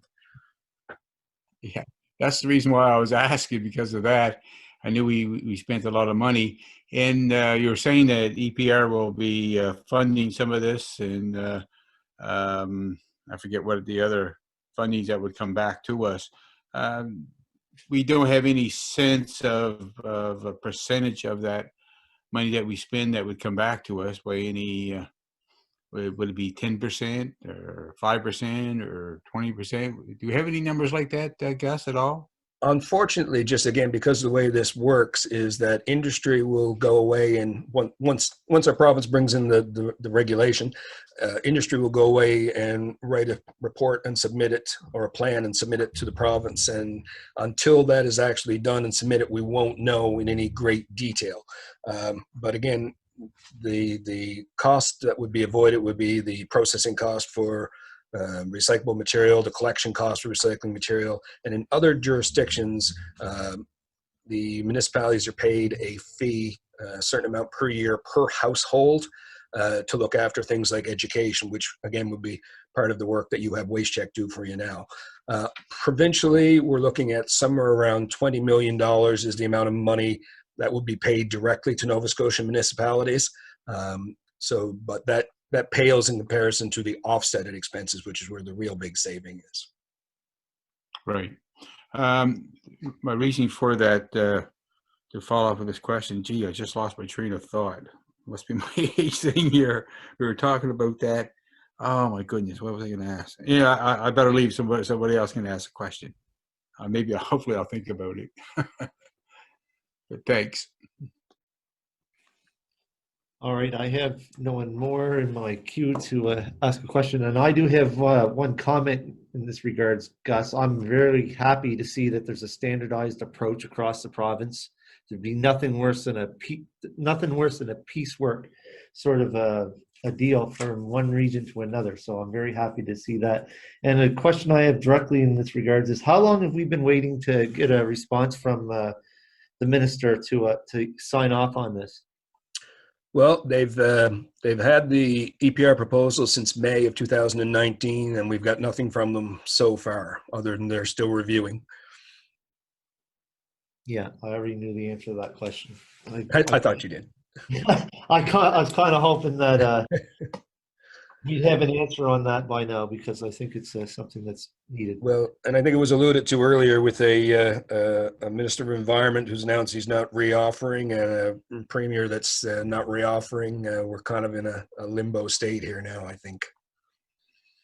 All right, is there any more questions for Gus? If there's none, thank you very much, Gus. Appreciate it. A lot of information in that, and hopefully we can move forward on this initiative. Well, thank you very much for your time, and please don't hesitate to reach out to me if to discuss any of this stuff in more detail. Thank you very much. Thank you, Gus. All right, moving on to our agenda, item 4.5. We should have our returning officer, Dean Fuller, with a report on the past election that was held in November. Dean, if you can hear me. I see that you're on there. Unmute your mic, and you have the floor. Awesome. I'm not sure if you need video or not, but I'll give you a little bit to start with. Yeah, so Victoria had asked me to give a debrief to council, and thank you very much, Warden Cunningham, and greetings to all the councillors. So essentially, this is just a quick run through or debrief on how the election went. I'm not going to spend a lot of time on the initial part. Council back in 2019 in the fall had decided to run a traditional paper election, and then of course COVID-19 showed up in January, February of 2020. So the decision was made to go ahead and do it paperless, do an e-voting solution. And because the municipality, HRM, had already signed a contract with IntelliVote, we could go ahead and take advantage of that contract, and that's what we did. So the challenges for us was COVID-19, especially. Not only just for, not for the residents, it was concern for the residents and also concern for our election workers. We certainly didn't know what was going to be happening in October of 2020, but we certainly had to be ready for that. The other concern was senior participation. There was some concern that seniors wouldn't participate in e-voting solutions. There was concern around connectivity. We know that there are challenges in some places with the internet, and the other concern was CSAP, specifically there. How would that be implemented in an e-voting solution?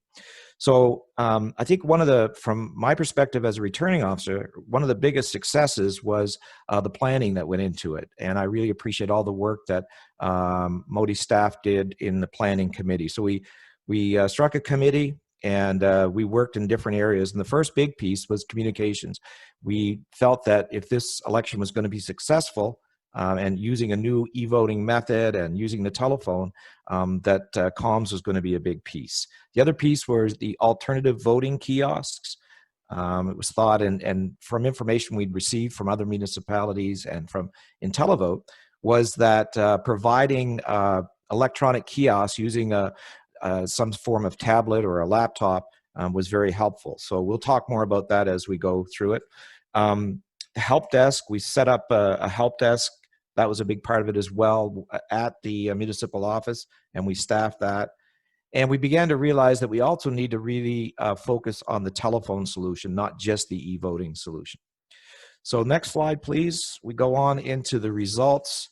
So typically, I guess I just broke it down into two pieces, voter turnout and costs. So I just want to go through this really quickly. In 2016, the voter turnout was 39.9%. So that was a traditional paper-based election. And in 2020, our participation rate was 58.8%. So we had a total of 8,508 eligible voters. We had 4,374 who voted.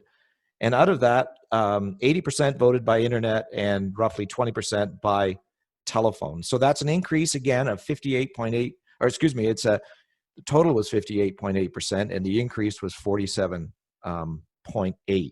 So that's significant. That's hugely significant, I think. And I think in terms of our success and results, I think that's great. And I'm really happy with that.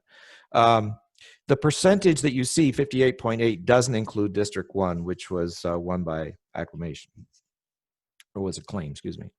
And then in terms of cost, the cost for the 2016 election was, as you can see, $21,510. And the total cost for the 2020 election was in excess of $40,000.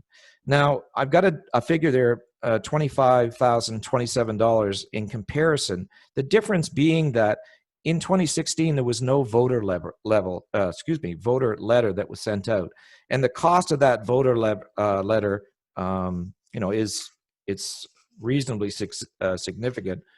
I've got that information here. I think it is $1.08 or $1.20 per voter. Just check that.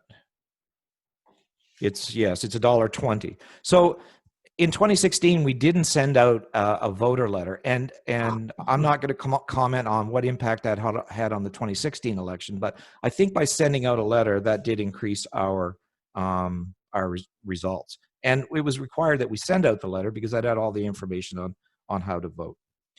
Also, we recovered some of this money, or will recover some of this money from the CSAP, the Acadian School Board. For example, District 1, where we wouldn't have had to run an election, we would not normally have paid for that. But because we had to run the CSAP election, then we will, and I know that we've already gone ahead and billed the CSAP for that. So I'll come back to this after the presentation if you have any questions on that. Let's take a look at the next page.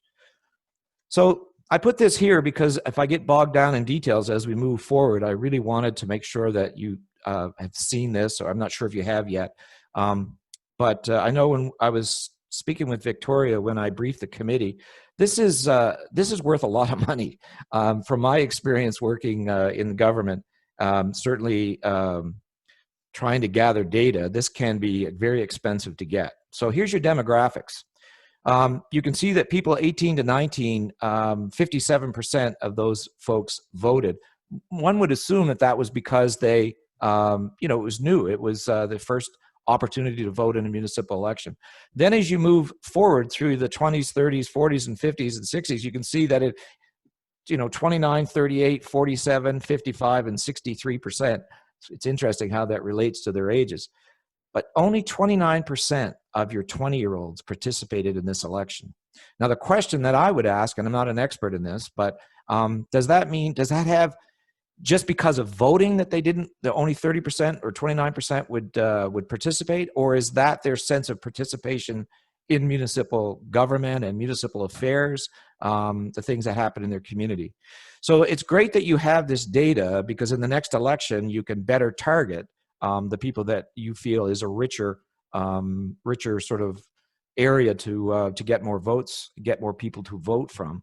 But you can certainly use this in a lot of different things. Another thing that's very interesting here, if you look at your eligible voters, you can see that your major groups are in their 50s and 60s. And normally as you get into the older ages, there's, the demographic is getting older and people are passing away. But certainly you can see that you have a community that is slanted more toward folks in their 50s and 60s and older. So good piece of data there, and that's certainly something to consider as you're moving forward in making decisions, and certainly in the next election. So let's take a look at the next slide, please. All right, so successes. Lots of successes. I think and I just think it's just because everybody worked so hard at this, and council did, and people were very interested. We had 23 candidates in total, which I think is a great success. Certainly there was a lot of media, a lot of advertising around getting people to participate. The value of that everybody, there were certainly people who were successful. Congratulations to Nick and Sherry and to the rest of the incumbents. But it was a success that people actually participate in municipal government. So I thought that was really good. The next piece was the kiosk. The kiosk, 8% of the voters, a total of the voters participated in the kiosk. And I think out of the 351 votes that were cast by kiosks, 124 were in the Modi office, and the rest were in kiosks spread out throughout the district. So yeah, that was definitely a success. In terms of COVID-19 mitigation, going back to the kiosk, our biggest concern was going to be the Villa St. Joseph, and how do we protect their residents and still allow them the opportunity to vote. And what we did was we had, right at the get-go, we spoke with their administration, and we just decided to hire one of their staff as a deputy returning officer, and they came in on a day off and worked for us and were trained by us and were sworn in and that whole thing. And the total people that voted there, I believe there were 49 votes that came out of the Villa St. Joseph. And the mitigation in terms of people not having to line up at polling stations, and it just made it much easier and much safer for everybody. The implementation of the actual system being a completely new method, I think it went very well. We had a lot of help from IntelliVote themselves. We had a lot of help from various other returning officers and other municipalities. The committee really worked hard on this. There was a new alternative voting bylaw that was prepared and passed by council. We really pushed the telephone option, and I think that was very helpful in saying, you have a choice. You don't have to use a computer. You don't have to use the internet. You could just use a telephone. So there were very few issues. There were issues, but none of the issues were critical. So I think that's a big win, just being able to implement that system. So next slide. So let's talk about the issues that we had. One of the issues, it's easy to chuckle about it now, but the web address that IntelliVote used was for both the town of Yarmouth and for Modi were quite similar. And if they didn't type it in correctly, the individuals that were going to vote, it would default to Modi's system. So we had a lot of people calling us when the polls opened, or when we were able to accept electronic voting, saying, I can't get in. And for the first few calls, we would go through, is it their date of birth? Is there a problem? Is it their address? What's going on? Come to find out they're residents of the town trying to get in and vote in Modi's system. So we, the people working the help desk, were quick to just say, can I have your civic address, please? And then we would refer them on to the town. So that was one item. That was a small thing, and that will be fixed in the next election. We certainly have already had that discussion with Dave, the returning officer in the town, and with IntelliVote. The next thing, internet. Certainly in some places, folks would have that issue because they didn't have the internet. They could use the telephone. But what we had was, in some of the kiosk areas, we had to use our smartphones as hotspots so that we would have the internet through the cellular system. And that worked quite well. Sometimes it was a bit spotty. We did have 3 individuals who had voted, but because of the internet dropping off, the vote didn't go through. Now, we in the help desk could never know how somebody voted. We would just know whether they voted or not.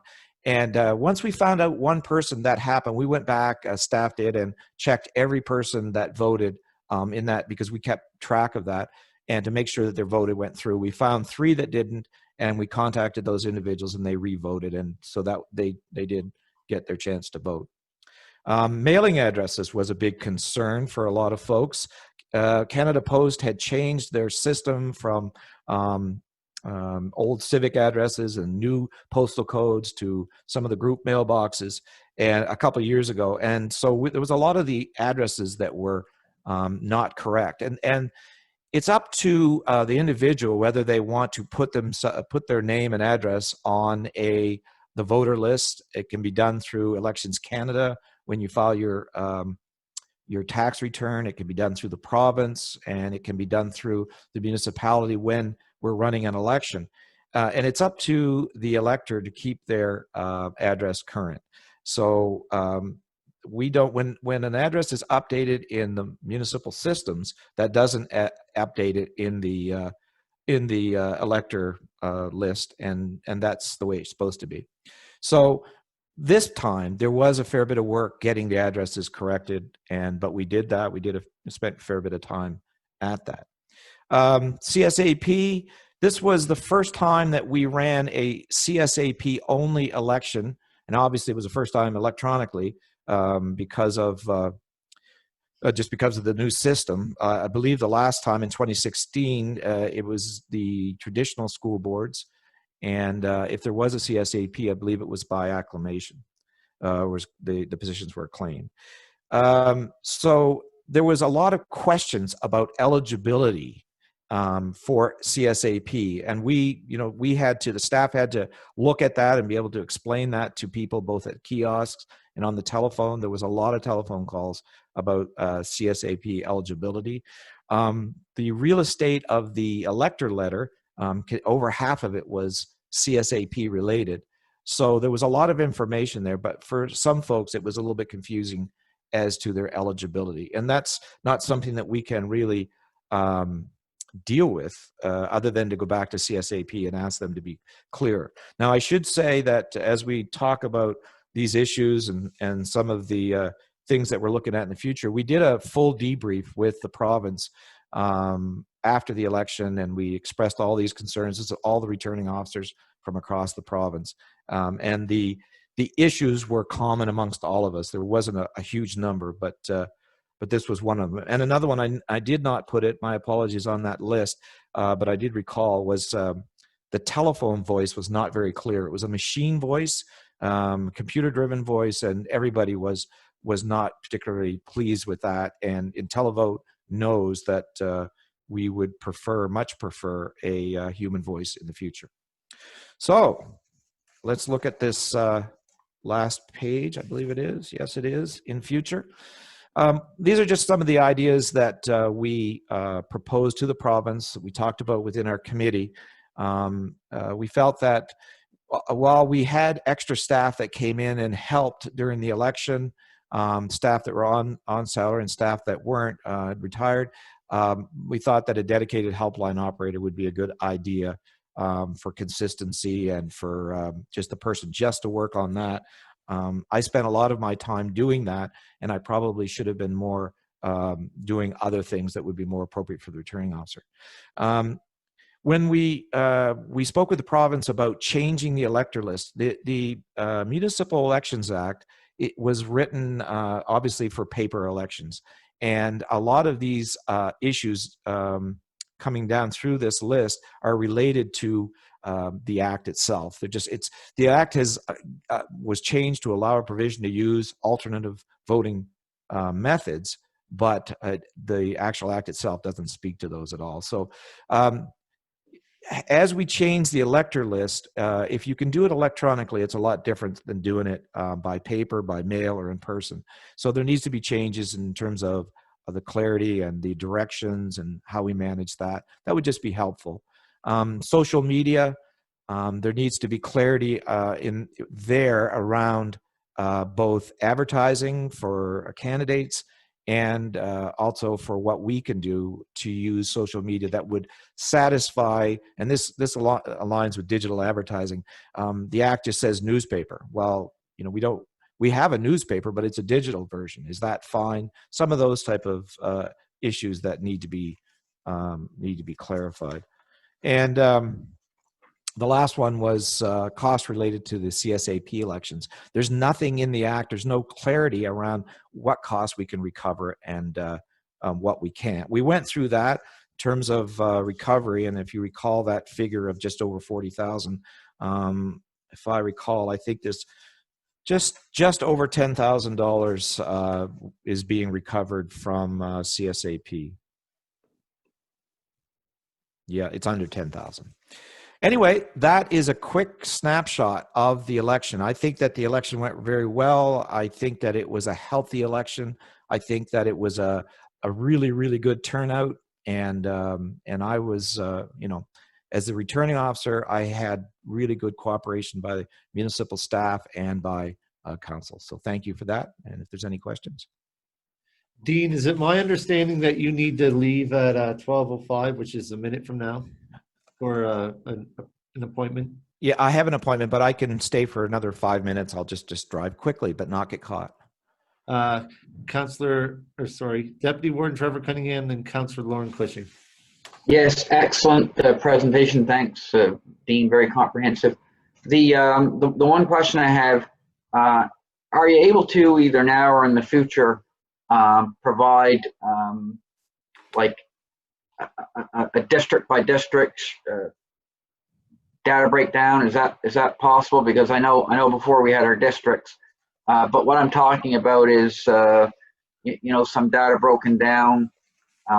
There's by street, by community, that type of thing in terms of who voted and numbers and all that type of thing, and that may serve to reach out to electors in the future to get the participation rate up even higher, in addition to that data around the demographics, in terms of age demographics?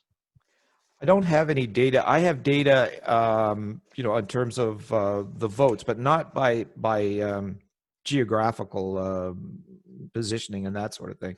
And it probably would be difficult to get because IntelliVote kind of shuts down. But I can make some calls for that. That's not a problem. I can work with Victoria on that. I think that you guys should have access to the full report that I wrote back in October, November. So there may be some data there that might help. Appreciate it. Thanks. Okay. Councillor Lauren Cushion, then Councillor Nick Hilton. Thank you, Mr. Warden. Dean, you did an excellent job and you put up with me. That was a big plus. I think the letters that we sent out to the residents of the municipality, I think that was a huge success. It may have been costly, but I think it was well worth it. And I think this is one of the reasons why our participation level in the voting was up. The only thing I hope for the next election that rolls around that we have a better updated voters list, because the last voters list was people who never lived here anymore, people were deceased and that were still on that list. So it's kind of embarrassing when you go to a house and knock on the door and you ask for so-and-so and they say, oh, that person died. So it makes you feel kind of dumb. So anyway, No, good job. Thank you. Thanks, Lauren. No, I completely understand. And one would hope that this year, given that we did so much work, that it should be better on the next one. And the other thing is I think part of the communications plan, we can work on doing some more work there to really push getting the elector list updated.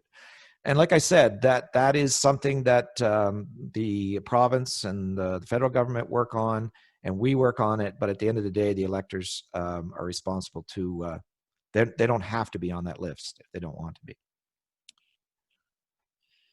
Councillor Nick Hilton. Thank you, Mr. Chair. I just wanted to thank Dean and his team for everything that they did. It made being a new councillor very easy. And they were always accessible. So thank you and your team as well. Just a couple comments that IntelliVote was great. The web version was very easy. I do agree the phone version was not as easy. I had more calls from people trying to access that system. Personally, I think it went well. And the 20-something crowd that were missing, I found that most of them, although it was their permanent mailing address, it wasn't necessarily their permanent address. They've kind of moved on in their life. And I remember doing that when I attended school. That was where all my mail went.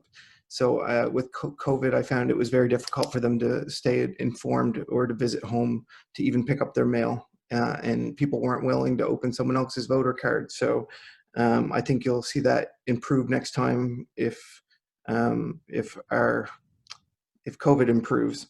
In the CSAP confusion, I do agree that maybe there needs to be, in that letter, needs to be different sections or different pages even specific to each one, because it was a large percentage of the form and people felt like they needed to read all the form, and it became very confusing very fast. So thank you again, and I appreciate everything that you did.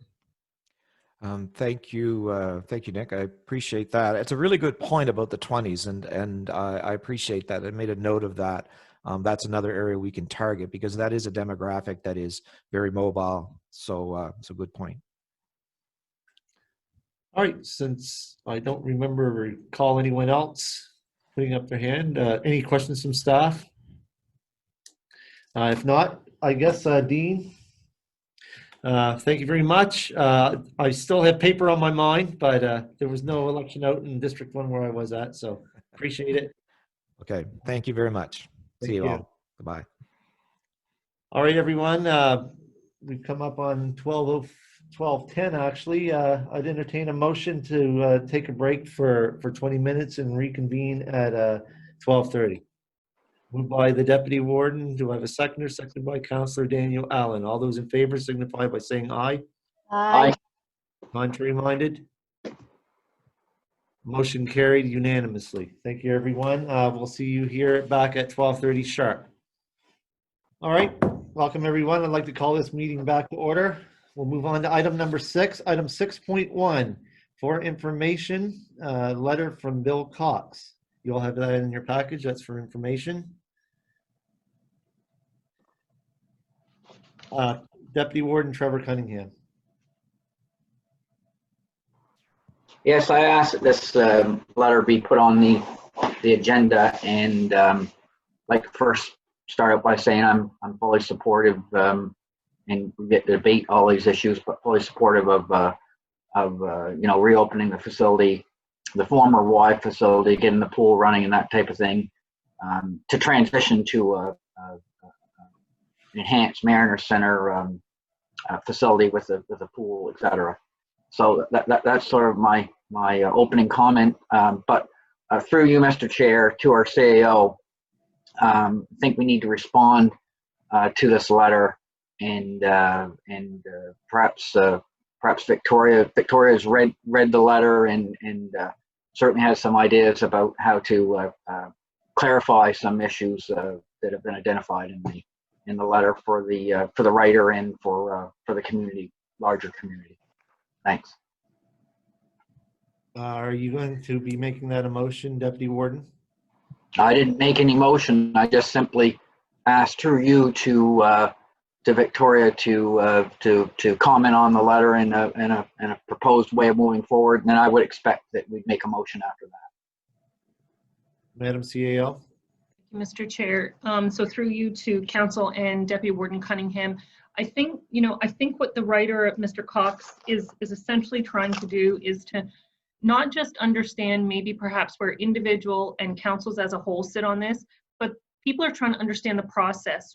What are the councils and the councilors doing and the subcommittees and the committees doing to arrive at the places where they need to make decisions? And so I suggested that perhaps a response to Mr. Cox outlining what the process is, the process that's been agreed to by all 3 municipal councils, the role and mandate of the Mariner Center Expansion Committee and its 2 subcommittees, and try to, first of all, ensure Mr. Cox and other readers that it is, I think, a rigorous process that this file is going through in terms of understanding information, understanding data, maximizing the ratepayers' money for the investment, trying to satisfy needs and balancing resources, trying to be timely on the issue, recognizing that we're doing all this under a pandemic. So, while it is in there for information, there's probably value in providing a response and outlining kind of those dynamics.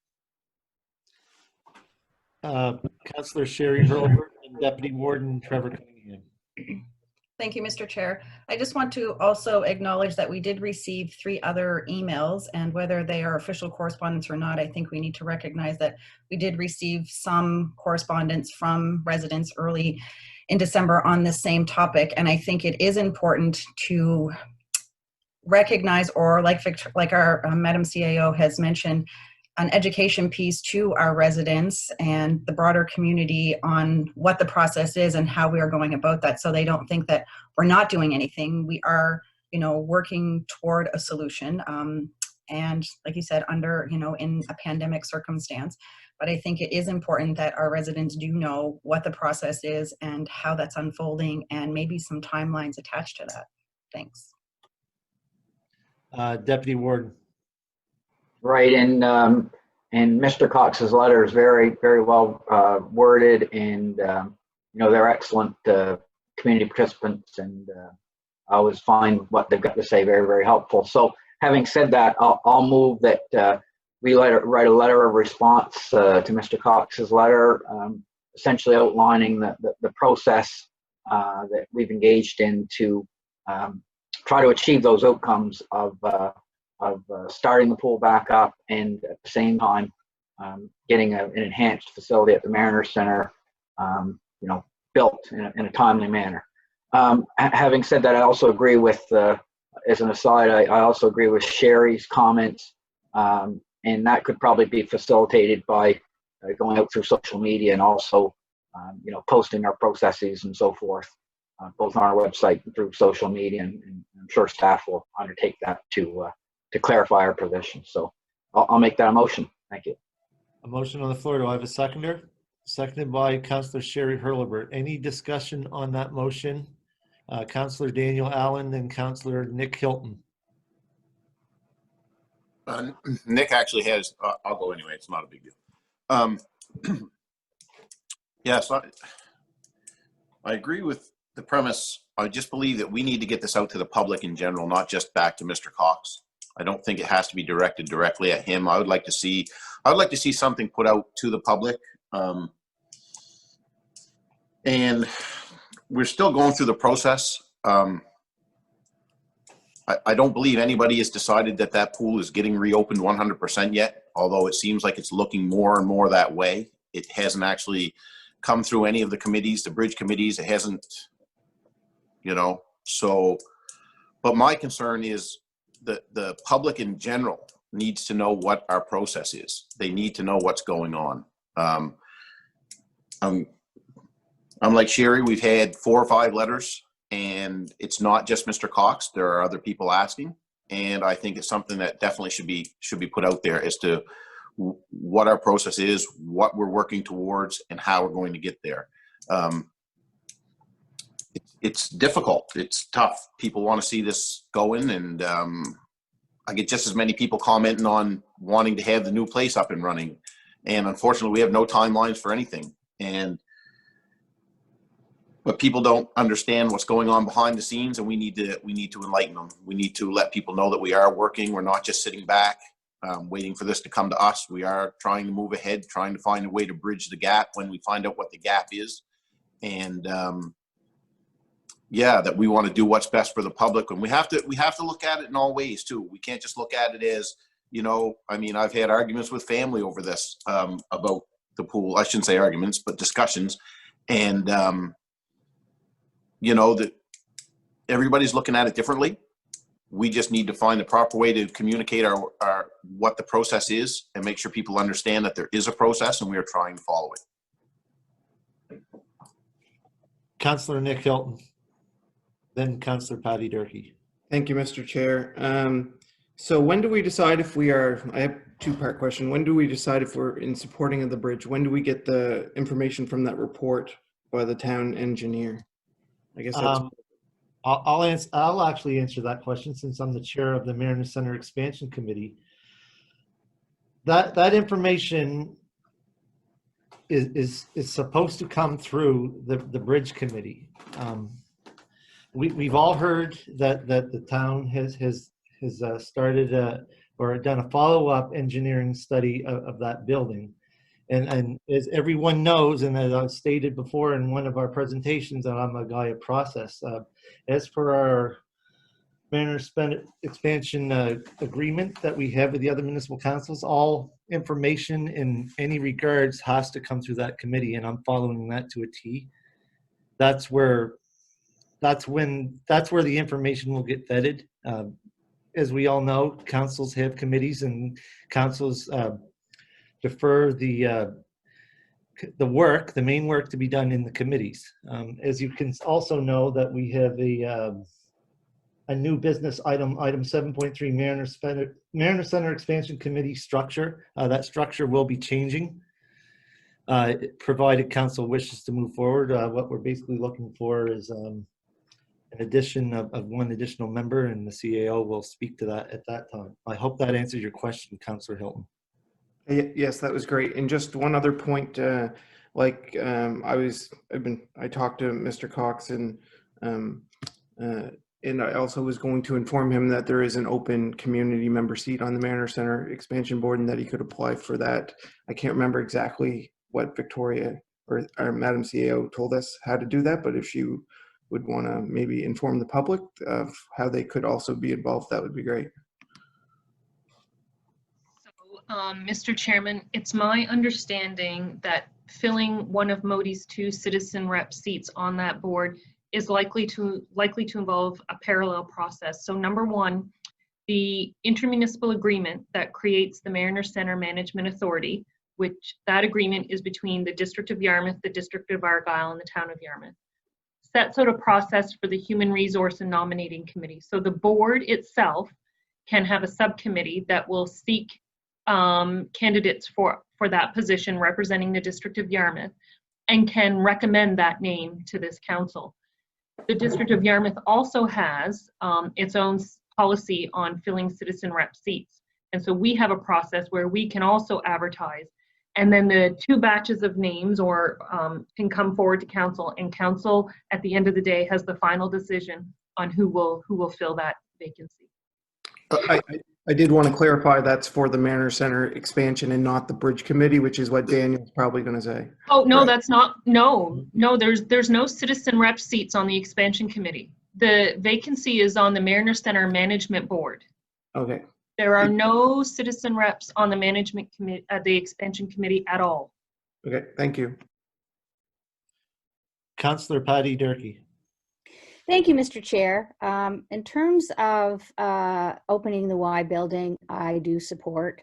I think it's really important that we have something central that's accessible for all, and that's in our own community. If we have the facility, then we need to do what we can to use it. But I do understand that cost is a big factor. So, but just in terms of the, also in terms of the, whoops, sorry, the AmeriCorps report, that is already online with the town, so anybody could have access to it. My understanding is it did come out quite a while ago, and one of the problems that we've had on council is a lack of, or people have always often said, a lack of information. So I think when information like that is available to us, that whether or not we, whether or not, you know, we're not making the decisions, it's still coming through the committee, but it is good for us to have that information just to kind of study it and get a better understanding of it, so that when the committee does come to us, we'll have enough knowledge to be able to respond to questions that may arise.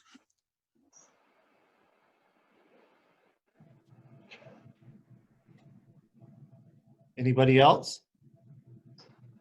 Deputy Warden. Mr. Chair, we have a motion on the floor, so I think you're getting there, and it's about writing a letter to Mr. Cox, and also it's not part of the motion, but we did discuss communicating more broadly to the community about the process. So in the event, I'll call a question. No, Madam CAO. Thank you, Mr. Chair. Just before the question is called, I have an inquiry as to clarification on the wording of the motion. Victoria Pierce, could you please read back the motion as you understood the Deputy Warden to make it? Everyone, can you hear me? Yes. Okay, perfect. So I have Deputy Warden Trevor Cunningham moved, Councillor Sherry Hurlbert seconded, to ask staff to write a letter in response to Mr. Cox to clarify what we're doing and the process we're following to find a solution to the YMCA closure. Everyone clear on that? Councillor Nick Hilton. Not sure of proper procedure. Thank you, Mr. Chair, but proper procedure, is there any way would the Deputy Warden be open into amending that to include a statement to the public? Certainly, we can add that as, maybe it's better to make a separate motion.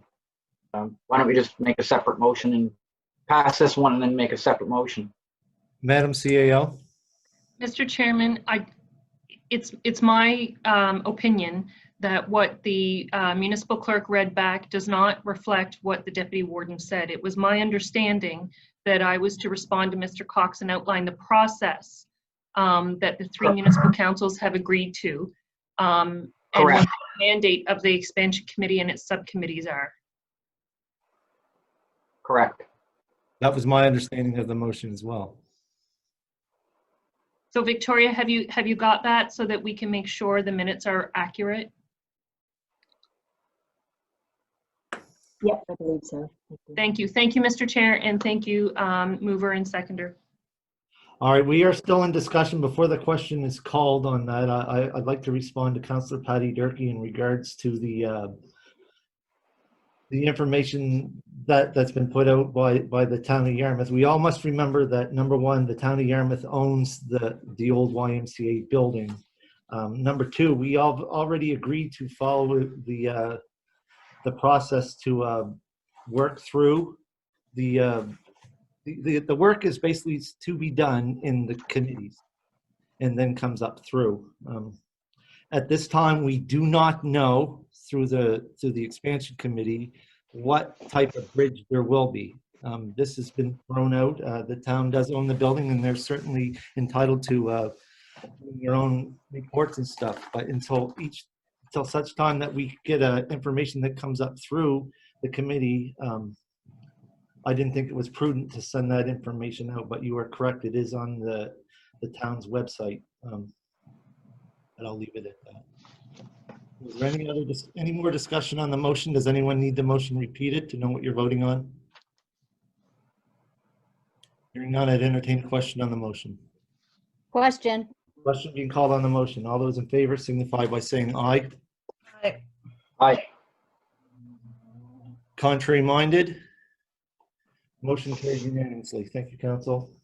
And those cards actually work quite well. Deputy Warden Trevor Cunningham. Yeah, I'll also move that staff generally endeavor to communicate out that very same process to the contents of the letter, essentially, which is the Mariner Center, the processes and the committees around the Mariner Center to the general public as well. Motion on the floor. Do I have a seconder?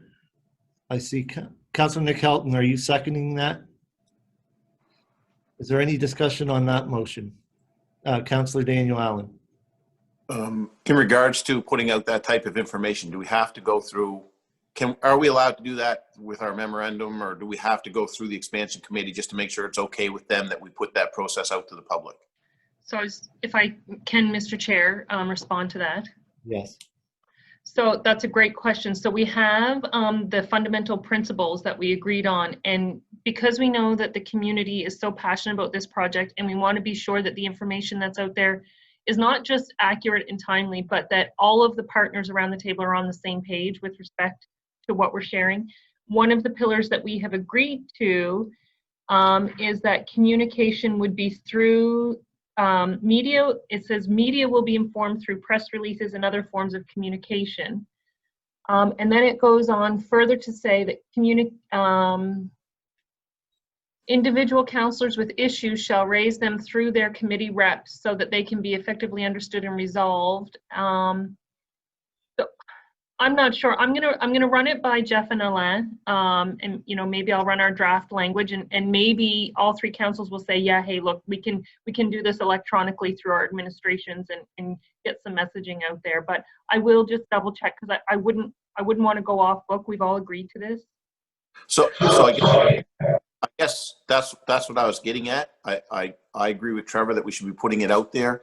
I just wanted to make sure maybe before we just jump ahead that we check with our other our partners on this, and if they're okay with it, I think it's something that we should all be putting it out there so everyone knows what the process is. All three councils should be putting it out to the public.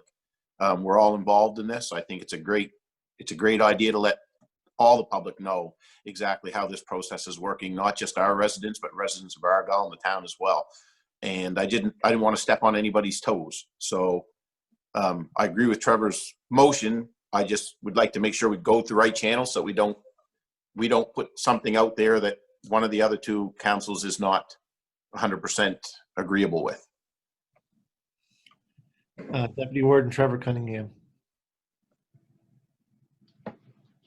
You're muted. Yeah. The intent of the motion is certainly that to put a message out, whether that goes as a joint statement from all three units or a statement from us is for me immaterial, so long as the messaging gets out, and with the understanding that our CEO would always do due diligence around that and do the communication piece respecting our partners. So, yeah.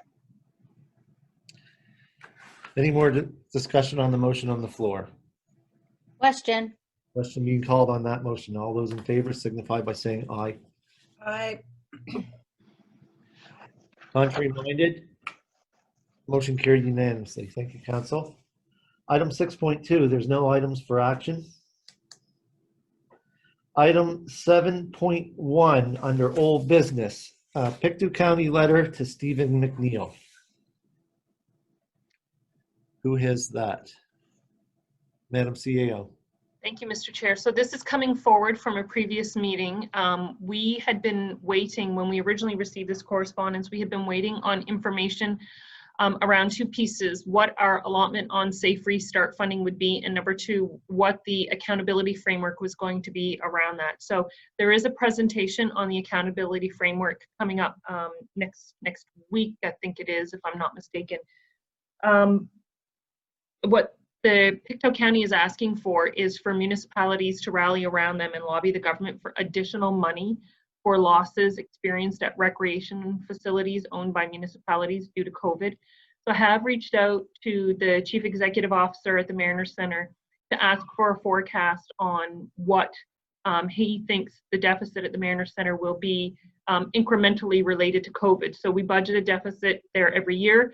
And that's actually an investment made by the municipalities in that infrastructure, but it is likely to be higher this year. And so I've asked for that piece of information, and not that we should be dragging our feet, but before we write letters to the provincial government, I just feel like council doesn't quite have the whole picture yet. Any other comment? Councillor Lauren Cushing. I appreciate the letter from the Pictou County letter to Steve McNeil, and I think it's worth the request to make to help the recreation facilities owned by municipalities.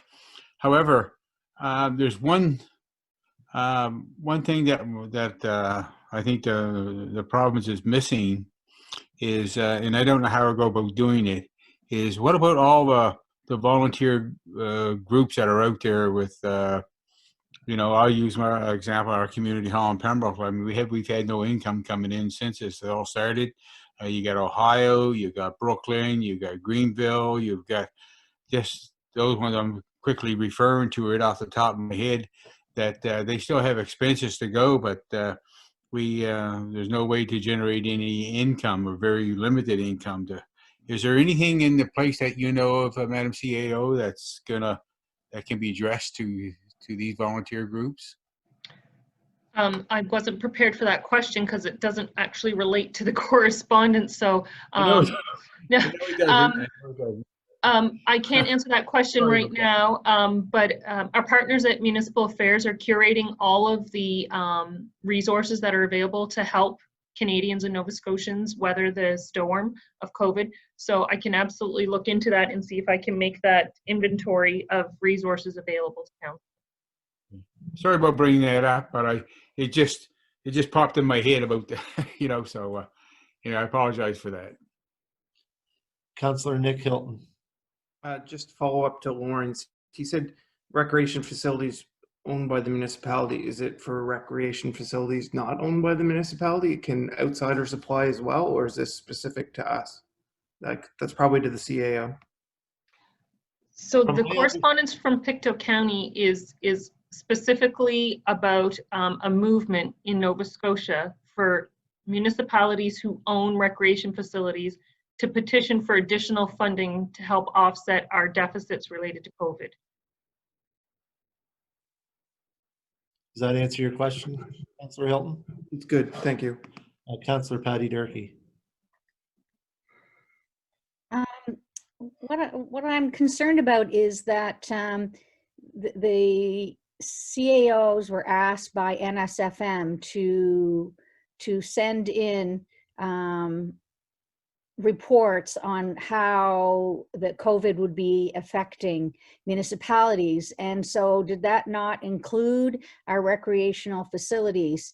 And we were given money, a lot of money actually, by the province to use for that purpose. So would that not, to go and ask for additional monies to the province seems to be overlapping with what we already have been given. So I wonder where we would go with that, because we have been given money for COVID purposes.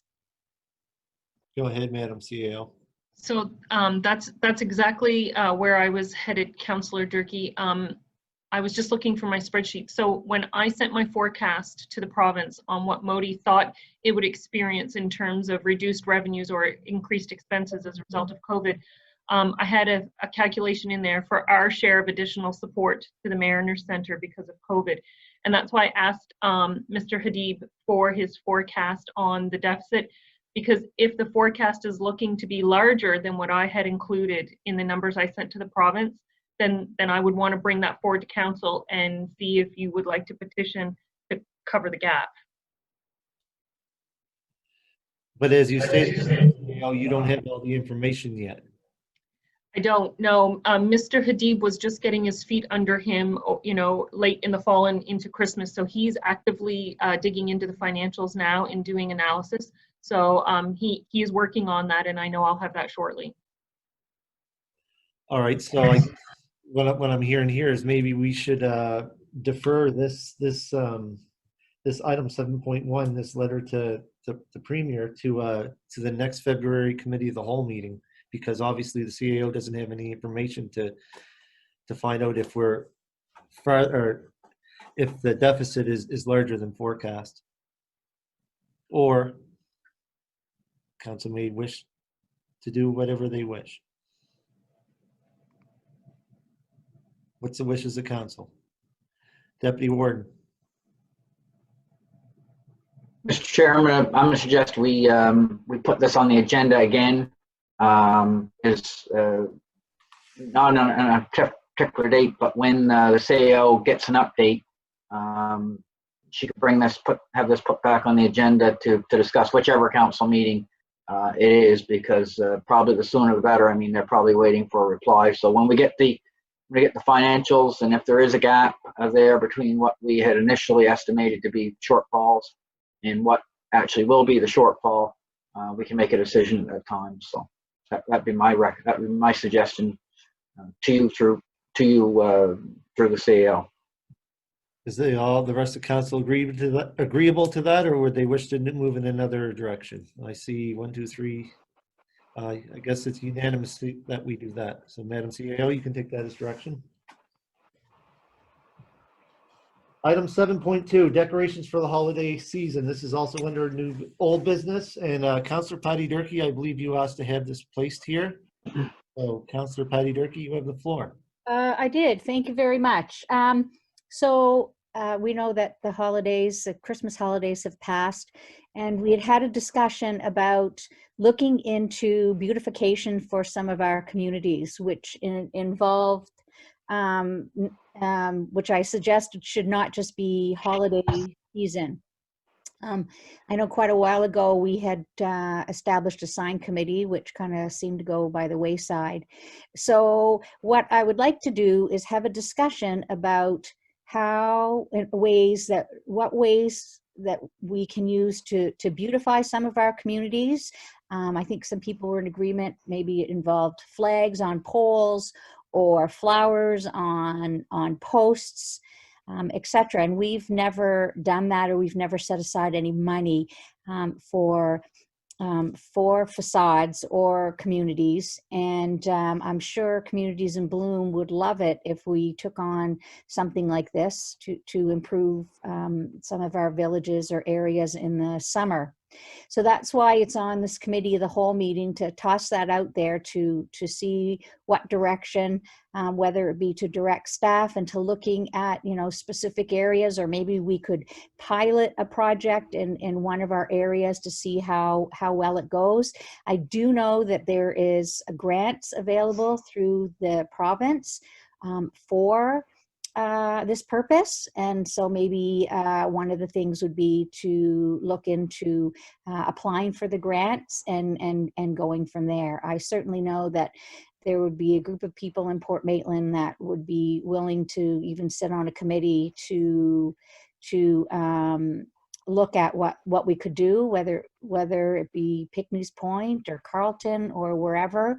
But I think that's a direction that we need to start looking at, to how to fix up some of our or beautify some of our communities to make them more attractive. Councillor Lauren Cushing and Deputy. I think that Deputy Warden was first, I believe, John, and I'll go second. All I can say is whoever I see hands up first, go ahead, Deputy Warden, then Councillor Cushing. I know, Chair, it's Warden Cunningham. It's a tough job to keep track of all those fingers going up and all that type of thing. So kudos to you. I think maybe philosophically, I agree with Patty. I think this is a good thing. Create some community involvement, cheer, and it's, especially with COVID, it's really nice to see the Christmas decorations and maybe decorations other times of year in our communities, and theme type thing. Having said that, it may be instructive, and I'm just throwing this out there to maybe have staff think a little bit about this in terms of our strategic plan, because we will be setting priorities, and like everything else, this may involve enough money, may not involve enough money to kind of be talked about as a priority or not. Do you know what I mean, in terms of how we fund things and that type of thing. So I'm where it lies, sure of the magnitude of the commitment we'd make. So I think maybe thinking about it a little bit, seeing what other people do, maybe a range of options in some sort of a document that could be brought, and then maybe we could talk about it a little bit more. I think we need a little frame to hang this on, because all these ideas are, I think, really good, and I think we should do something potentially around it. But I think we do need to get a little grasp of what types of things that might be. Councillor Lauren Cushing and Councillor. Yes, thank you, Mr. Chair.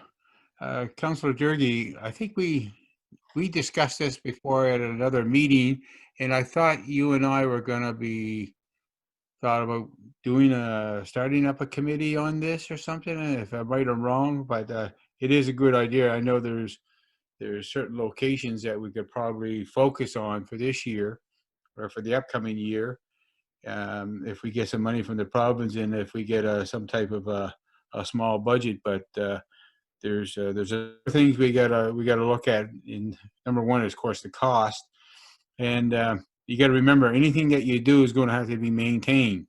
So when you do something, the initial cost is one thing, but then to continue to maintain it is an extra cost. Because I know I was heavily involved with the town of Yarmouth when we started putting up the hanging baskets and whatnot, and I was one of the first ones in doing that, one of the programs, and it is a costly venture, and it is a time-consuming maintenance venture too. So we really got to be careful on what we do. But I think it's something that should be explored. But if I was wrong thinking that, Councillor Durkee, please correct me if I thought we said that we would try to form something.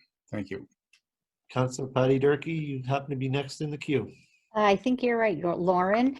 So I guess the direction I think we should go is to direct staff to look into what other areas do. I think Barrington does something. I know some, I mean, certainly the towns do, but I would be more concerned about what the municipalities do.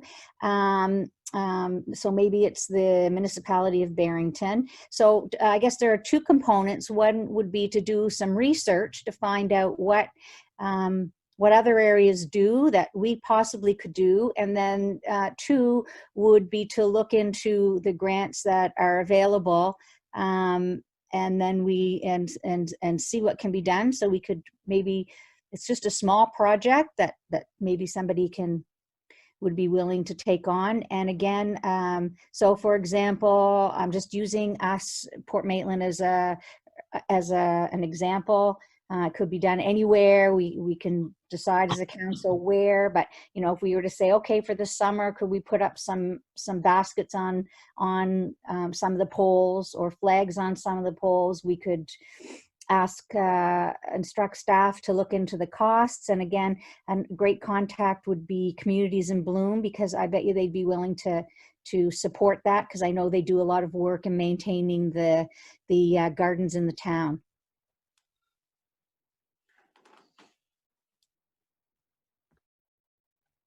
So should I make that a motion, or should I make that, put that to refer to regular council meeting for a motion, and I can make that motion then? Yes, you can. Do whatever you like, Counselor, in that regard. Okay, okay. So I would like to refer this to a regular council meeting, at which time I'll make a motion with regards to research. Could you make that a motion, Counselor? So it's clean and clear cut? Okay, I'd like to make a motion to refer, and instead of holiday decoration, I think I'd like to change that to community beautification. And that would, you know, hit all areas. Yeah, community beautification to the regular council meeting. All right, motion on I'll the. second it. Seconded by I'll Counselor second it. Cushing. Okay, is there any discussion on that motion? Before anyone calls the question, Victoria Pierce, could you please read back that motion to council? Okay, so was moved by Councillor Patty Durkee, seconded by Councillor Lauren Cushing, to refer community beautification to regular council meeting. Okay, thank you. Everyone clear on that motion? I want to just comment before I call for the question. I think it's a great idea. Some of the ideas thrown out there. Also, there's in regards to looking at what other role areas do. You had mentioned something, Councillor, in regards to putting hanging baskets on poles. I think there's restrictions through the owners, whether it be Nova Scotia Power or Bell. And that's something I'm sure that other municipalities would already know. But that's something, yeah, I think that'd be a great idea. And we're not talking about anything small. Big things come out of small ideas. So it's a great idea. So is there any more comment on that motion? Thank you. Hearing none, all those in favor signify by saying aye. Contrary minded? Motion carried unanimously. Thank you. Item 7.3, topic referrals for February Committee of the Whole. This is a new agenda item for anyone that may be watching. I do believe that we placed it in the wrong category. We should have maybe put it under new business. And the reason why it's here is my thinking was mainly that we went through presentations, and sometimes there's presentation made and there might be an action item that another councillor wants to do. And trying to clean up the presentations and make them go on time, I wanted to add another topic, or to make sure that nothing got lost. This is only a preliminary agenda item. I'm pretty sure it's going to get changed a little bit. But after the presentations, I guess, is there any topic referrals that council would wish to move to the February Committee of the Whole and or the regular council meeting? I do know what it's labeled as, but like I said, it might have to be changed a little bit. Deputy Warden. Yeah, that is a good point. It was labeled as committee of the whole, not either or, so it should probably be labeled either committee of the whole or council meeting. Having said that, I've already requested it by email, but I'll let all the other councillors in on it. I think we should add to the next regularly scheduled council meeting provincial airport strategy. Many have seen in the news lately reports that the Sydney airport doesn't have any regularly scheduled flights, but they do have life flights and charters and other flights, military flights, all those types of things. Really, it's essentially what our airport handles now, because we don't have a regularly scheduled flight. Having said that, we all know that the infrastructure is significantly degraded at our airport. It's owned by the 3 units. I think we need to talk about a provincial airport strategy, including HRM, certainly Southwestern Nova Scotia, which includes our Yarmouth Airport, and the Sydney Airport and other airports as well. But so essentially the agenda item would be to ask the province to undertake that work with partner organizations. So please add that to the agenda. Thanks so much. So I see number 1, we have airport, provincial airport strategy as the Deputy Warden. Is there any other topics that council would wish to move forward? And I must apologize to council and especially Councillor Patty Durkee in regards to when we had the presentation by Linda Gallagher and the Splash Park. As everyone knows here, that I'm a creature of structure and I follow policies pretty well to the T. And if I sort of rubbed you the wrong way, council and or Councillor Patty Durkee, I apologize for that. That's when you made that motion there to move forward the Splash Park to the regular council meeting. I intended that motion to be made here in this topic item 7.3. So I'd like to apologize to council if I rubbed anyone the wrong way on my reaction and my voting no. And when I said I voted no against it at that time, is because I thought that we should make the motion here. But anyway, that said, is there any other topic referrals? Councillor Patty Durkee? If you don't mind, I'd just like to comment on that. We hadn't gotten to that 7.3, so so that's why I did it at the time of the presentation, because we hadn't really had this discussion. And the topic referral says to the committee of the whole meeting, and I just didn't want to wait a month to have this brought back to the table for discussion. Yeah, absolutely. And like I said, it's probably going to have to be modified a little bit. This is the first trial run of that, and I didn't want anything to fall through the cracks. But if I was come off a little harsh, I apologize for that. That's where I intended motions to be made rather than during presentations. Thank you. So seeing no more topic referrals, we'll move on to item number 8.1 under new business, proposed policy bylaw schedule. I do believe Darlene LeBlanc, our HR person, is here for that subject. So I don't know if it's Madam CAO or Darlene. You have the floor. I'll jump in, and Darlene will probably support me and fill in the cracks and remember the things I've forgotten.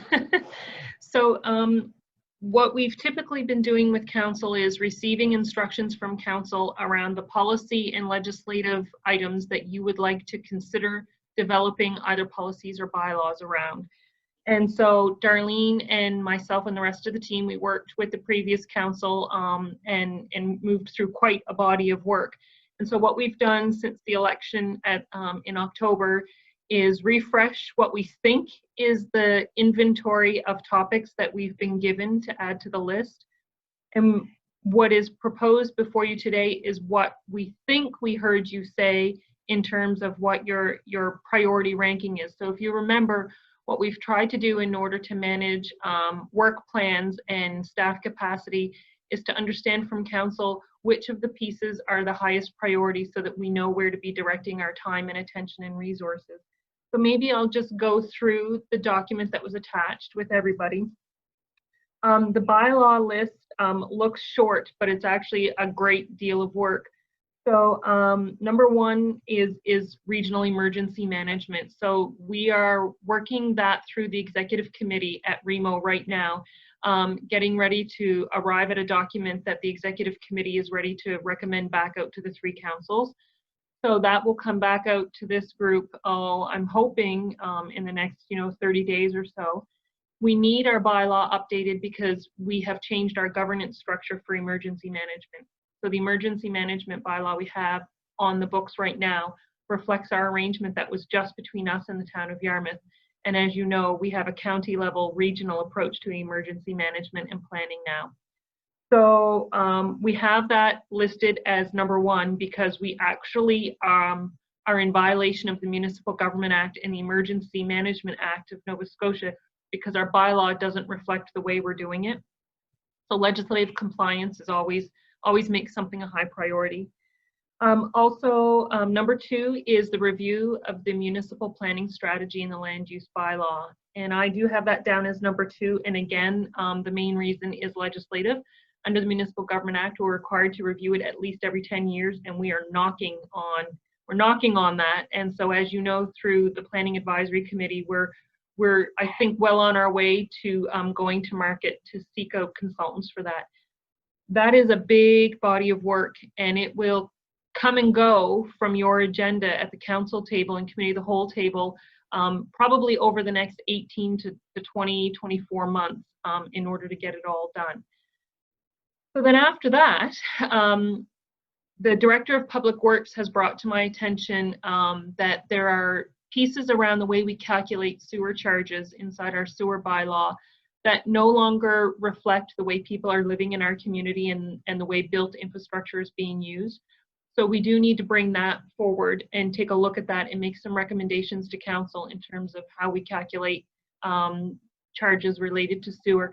And then there are a few other little things in terms of our processes and how we do things that stand to be updated. And so that needs to be looked at. And again, it has a financial impact for the municipality, and there are legislative pieces around that. So that's why it appears as number 3. We're compliant, we're fine, there's no issues, but it does need to be looked at because there is a financial implication. We're due by schedule just to take a look at the dog bylaw. As far as we know, as long as the bylaw is being enforced consistently and fairly, there's no major issues, but we're just due to take a peek at it.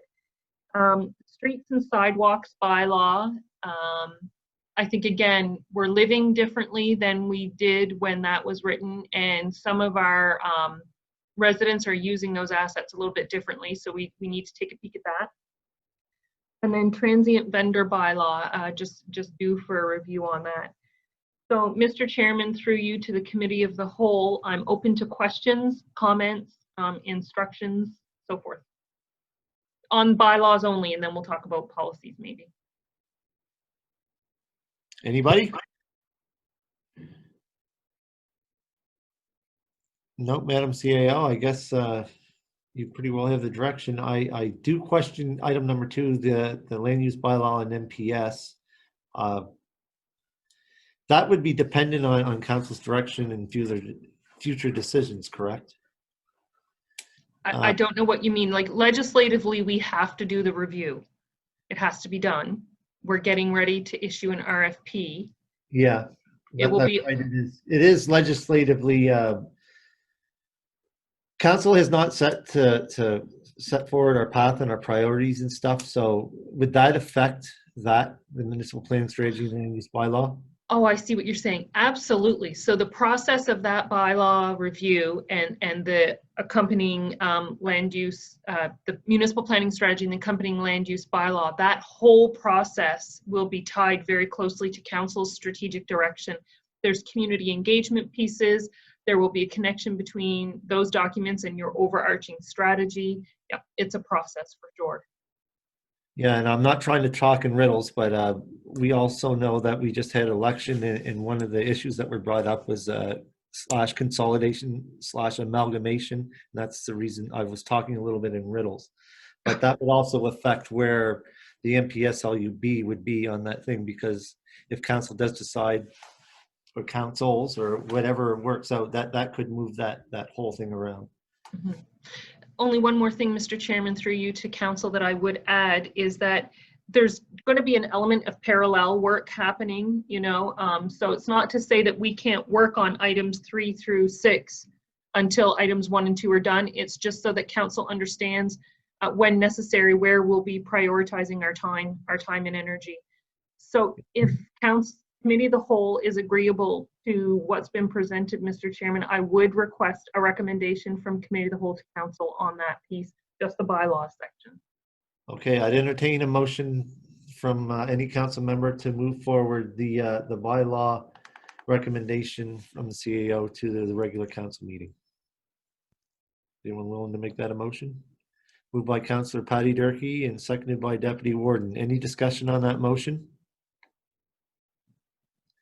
Hearing none, all those in favor signify by saying aye. Contrary minded? Motion carried unanimously. Thank you very much, Council.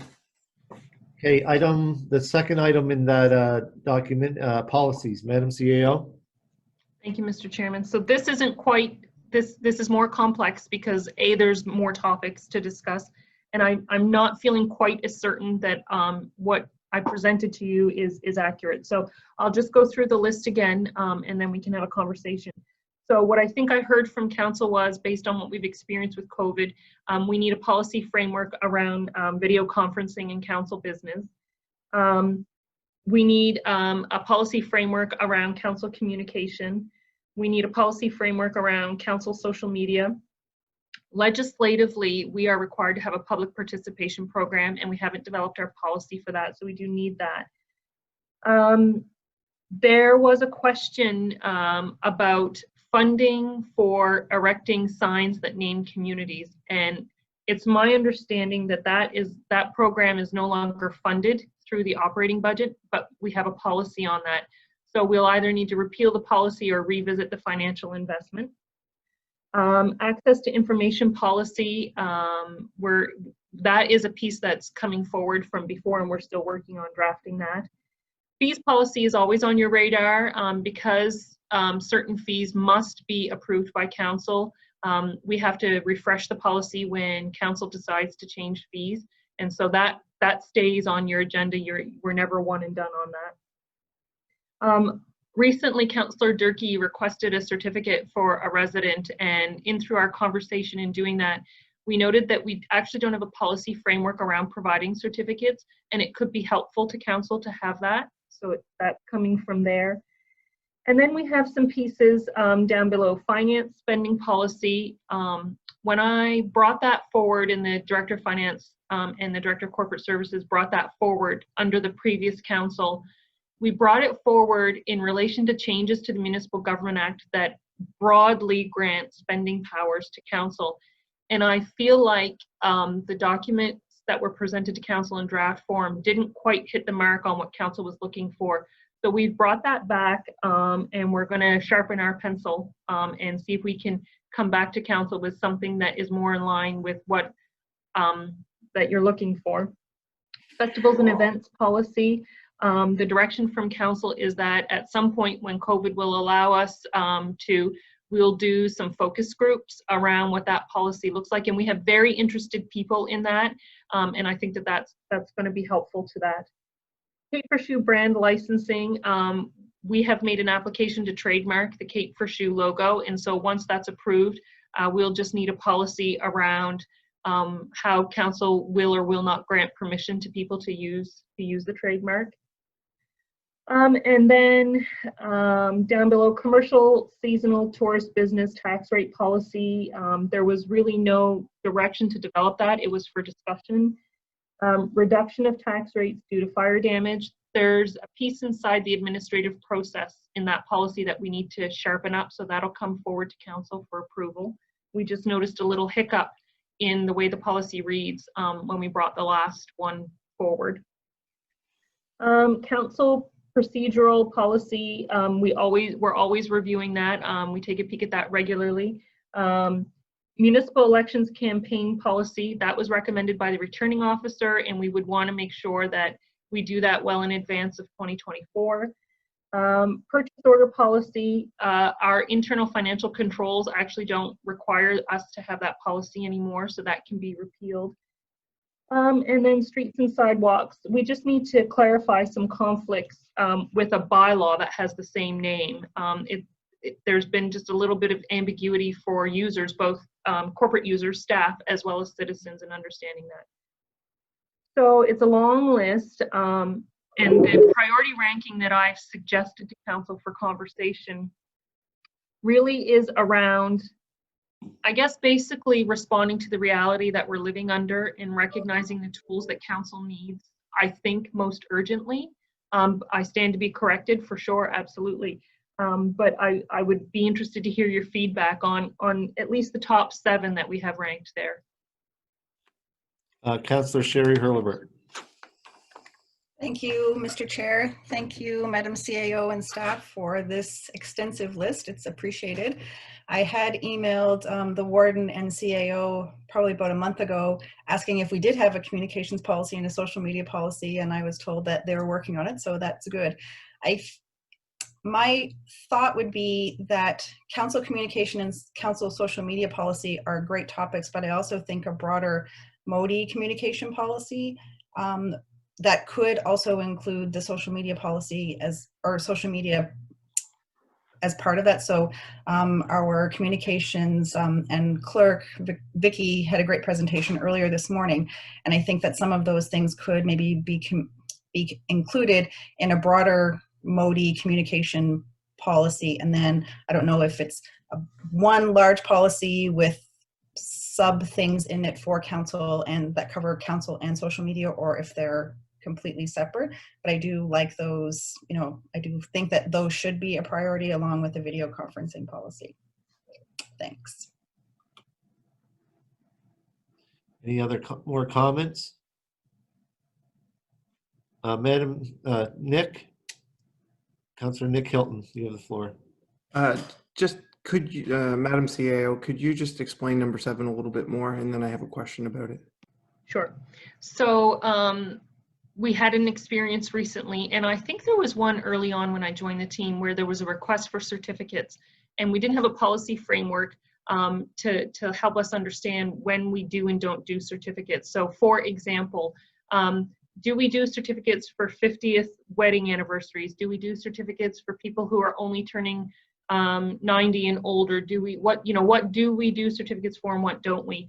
And in previous experience, in order for council to better serve residents who may or may not, who may ask for these things, a policy framework just makes your life easier. And it also lets residents know if they're celebrating something, if there's a process in place for the municipality to be part of that celebration with them by way of a certificate. Thank you very much. I completely agree with that. And I had a request from a constituent looking to recognize a volunteer in the community. And I know we do that yearly, but it was just for something simple. So if it was something that we could reach out to you to have a certificate for, it was a volunteer that was picking up garbage along the road, just to know that they are appreciated. I like giving credit where credit is due, and if that could be incorporated into that, just a easy thank you to volunteers that we as councillors could reach out and present to someone in our district, that would be very much appreciated.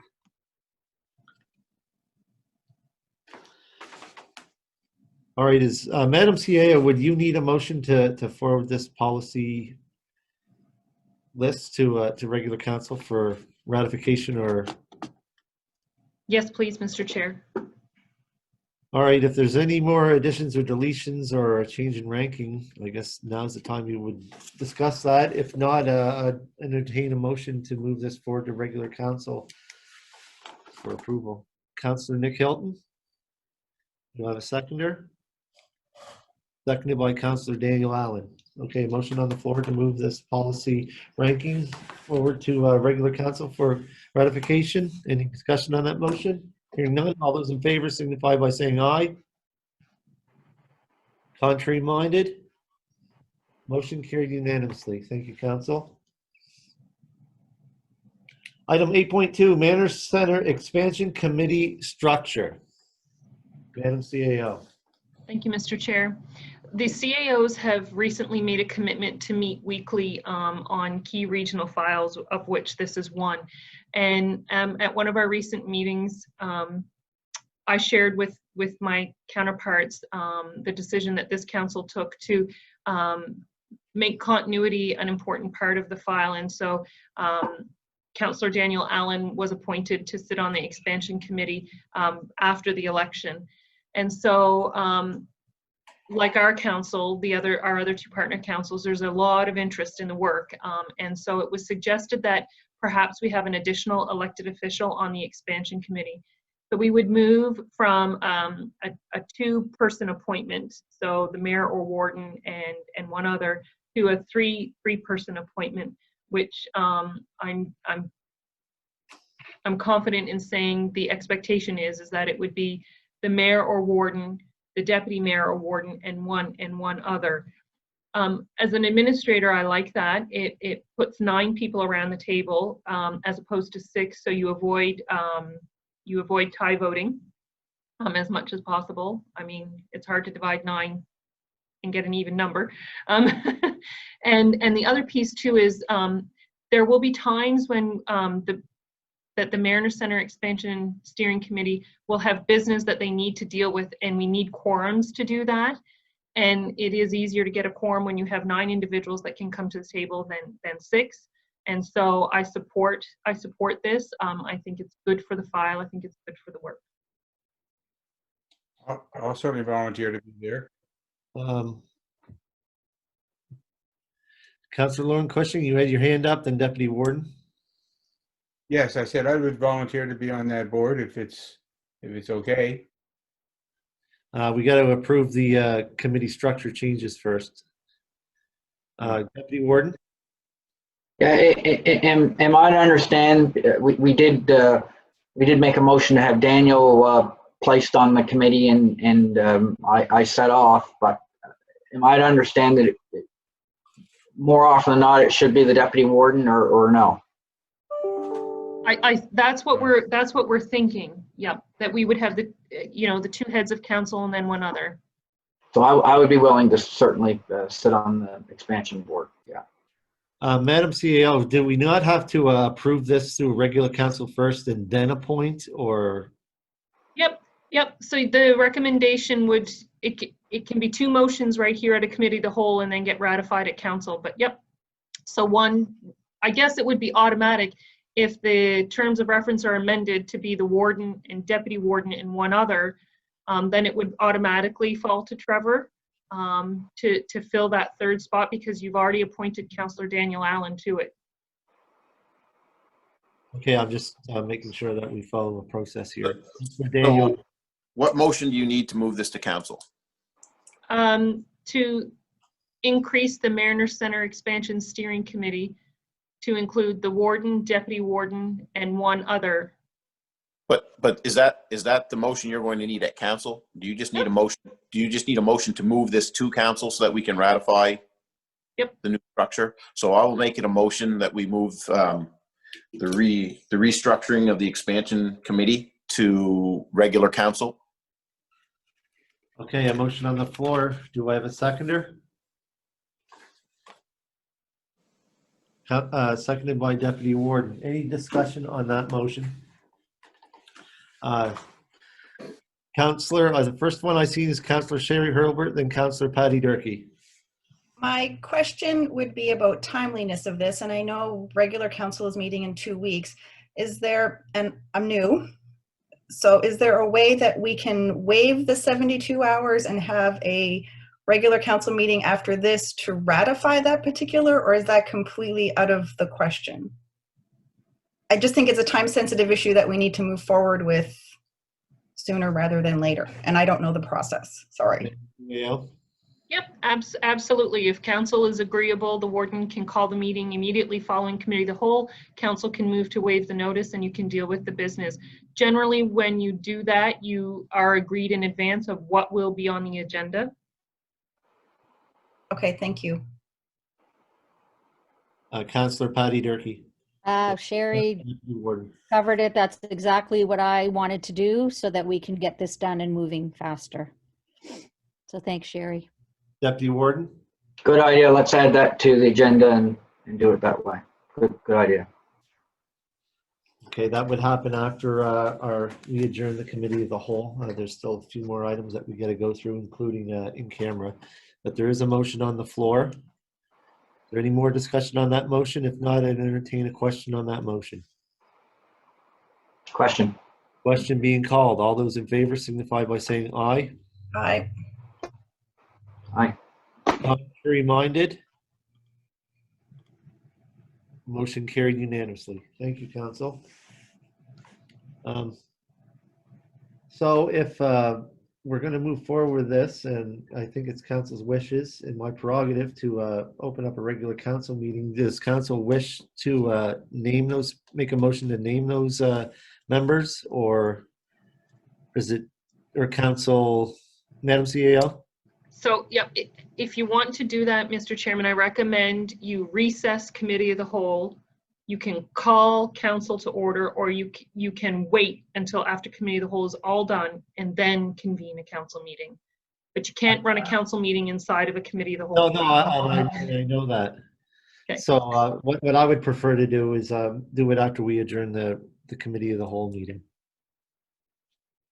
Okay. Any more discussion on that? Hearing none, we'll move on to the additional items. The first one was update on the Accessibility Advisory Committee. That was brought forward by Councillor Sherry Hurlbert. Councillor Sherry Hurlbert, you have the floor. Thank you, Mr. Chair. I know that at the November 10th Committee of the Whole, we revised the terms of reference to reduce the number of community members. And then we've, I think, advertised at least twice via social media for community member applications. And I'm just wanting clarification on where that process sits with staff and how, if we haven't received enough applications, how we can move forward as a council to get the Accessibility Advisory Committee off the ground and up and running. So I guess I'm looking for direction from staff as to what our next steps can be. Madam CAO. Thank you, Mr. Chairman. So I think I'm going to answer the second part of your question first, Councillor Hurlbert, because I breathed a deep sigh of relief when I realized that there was interest in citizen representation on the committee, because under the Act, I didn't know how we could move forward without citizens sitting on the committee. So that was going to be a legal conundrum, I think. But I'm grateful that 2 individuals have expressed interest to the Director of Corporate Services. They have not submitted formal applications though, and I've instructed the director to reach out to them and get the written applications so that you can approve them at January's council meeting. We do have information from the province that while this work is important and we absolutely need to get to it, that we're not under the time pressures that we had been pre-COVID. We are going to have, I think, a reasonable amount of time to develop the plan and submit it to the province for approval. So that's good. So I'm expecting you to have 2 names before you for your January 27th meeting. Perfect. Thank you. Does that answer your question, Councillor Hurlbert? It does. Thank you very much. Okay. Any more discussion on that item? Hearing none, we'll move on to item 8.4, International Student Program. Councillor Sherry Hurlbert, you asked to have that on the agenda item. You have the floor. Thank you, Mr. Chair. The Nova Scotia International Student Program is in the Yarmouth County and Town area, is in need of host parents or host families for the program. Now we know due to COVID that no students had been allowed in Nova Scotia to study with host families, so there hasn't been a need right now, but the program has been asked to place an additional 22 students. So we're looking at I think I was told upwards of 30 to 40 students, and they're needing host families, and they're having a difficult time recruiting those. So I'm not sure how, do I make a motion or recommendation that maybe we grant some space in our upcoming newsletter or maybe on our social media site for staff to work with those people, the coordinator, to kind of give us a snapshot of what they're looking for, just to support them in this effort. They have no money for advertising, like everybody. COVID has, played a part in cutting and slashing, and because they have no students, they have no income. So the Regional Center for Education has limited resources. So I just was wondering if there's a way for us to support them in giving them some free advertising space. Deputy Warden? Yes, I'd just like to declare conflict on this issue, and I'll just stop my video and wait until you've had the conversation around this issue. Thanks so much. Okay, thank you very much. That will be noted by Victoria Pierce in the meeting minutes. Councillor Nick Hilton. I'm not sure what the procedure would be about, if we've ever done this for any other organization, but I think this goes along with what we were talking about earlier about bringing new people into our community, and if we can assist in any way, I'm all. And again, I'm not sure what the procedure is. If we're allowed to do this, does it set something up to set us up to be supporting people in the future? I'm just not sure if it's even at all possible, but I thought it was worth the ask. Madam CEO. What I can share, Councillor Hurlbert, is that there are examples of files in the past that fit squarely inside Council's priorities or policies. I'll use the Carleton River watershed as an example. So clean water is a very high priority for this council. And so what we did was we provided space in our building and space on our website where material to do with that work can be made available. Now, I would caution on precedent. So if council's going to work with a group to support them, my recommendation is that you make a very clear and direct link between that group's mandate and your mandate and your priorities, because there is so much good work going on in the municipality, and we absolutely want to help the community grow and help groups that are doing good work in our community. But we want to make sure the context is clear, because our website, our Facebook page, our newsletter, they are primarily for corporate initiatives and corporate priorities. But having said that, if something fits within your priorities and there's important information to share, as you heard this morning, we want to be a conduit for that too. So. Thank you. I'm just not sure how. I guess that input is greatly appreciated. I'm just not sure how to proceed if we do it all. Councillor Nick Hilton. Is there an urgency to this, or could we come back with a proper recommendation next meeting or in 2 weeks? Okay, obviously not. I don't know. I do have some suggestions, Mr. Warden, and I don't mind sharing them. So our next newsletter will be going out in the spring, so I'm not sure how that fits within the mandate of the program in terms of their timelines. But if content was to be provided and if posts were to be made on Facebook and they didn't, there was no profane language or anything like that, like if it met with general criteria, we would absolutely, want to like it and share it for sure. We do share things on our website, news articles, things that are of interest for sure. We do that. And so, I'm thinking right there are 3 channels right there that we can support this work. If the group was to get us content for the newsletter, with council's permission, we would make some space in it. And again, using our website and our Facebook channel to help. Yes, and I'd certainly share anything that the municipality puts up on their Facebook site to my or the municipality site. So at this point, Mr. Chair, do I make that motion? It's totally up to you. I guess maybe I would like to make a motion. I'm just not sure. And I would agree with Madam CAO to make sure that the content is something that they provide. So the motion could be that we would get staff to work with this particular organization to obtain their content to be added to our newsletter and social media venues. If you want to make that a motion,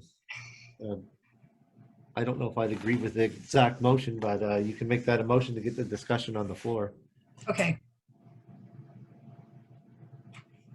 Motion on the floor. Do I have a seconder? Seconded by Councillor Patty Durkee. Is there any discussion on that motion? Councillor Daniel Allen.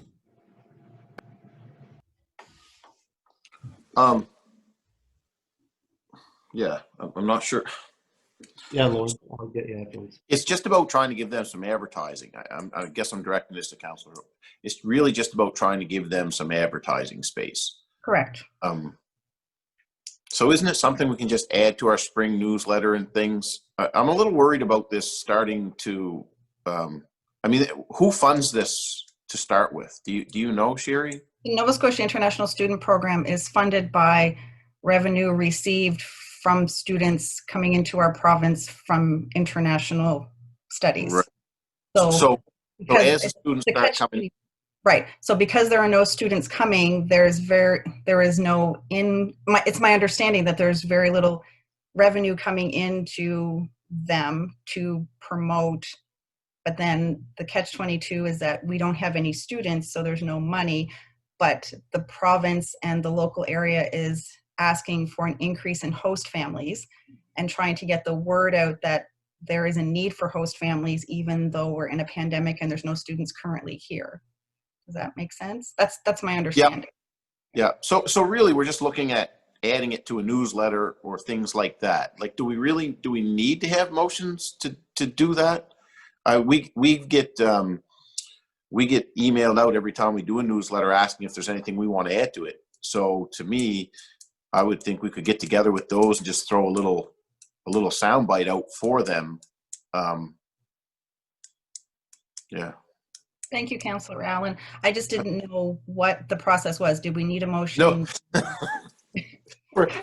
First time, Jerry. I don't know. And I know the warden's looking for a motion, but I'm not sure, because I'm new, if and how to do that. And I agree. My fear is that if we start making this an official thing, right, we're probably opening it up to all other groups. Right. And I'm not saying that all other groups aren't worthy of this, or that this group is more worthy or less worthy. But then you're going to have some groups that you're really not going to agree with.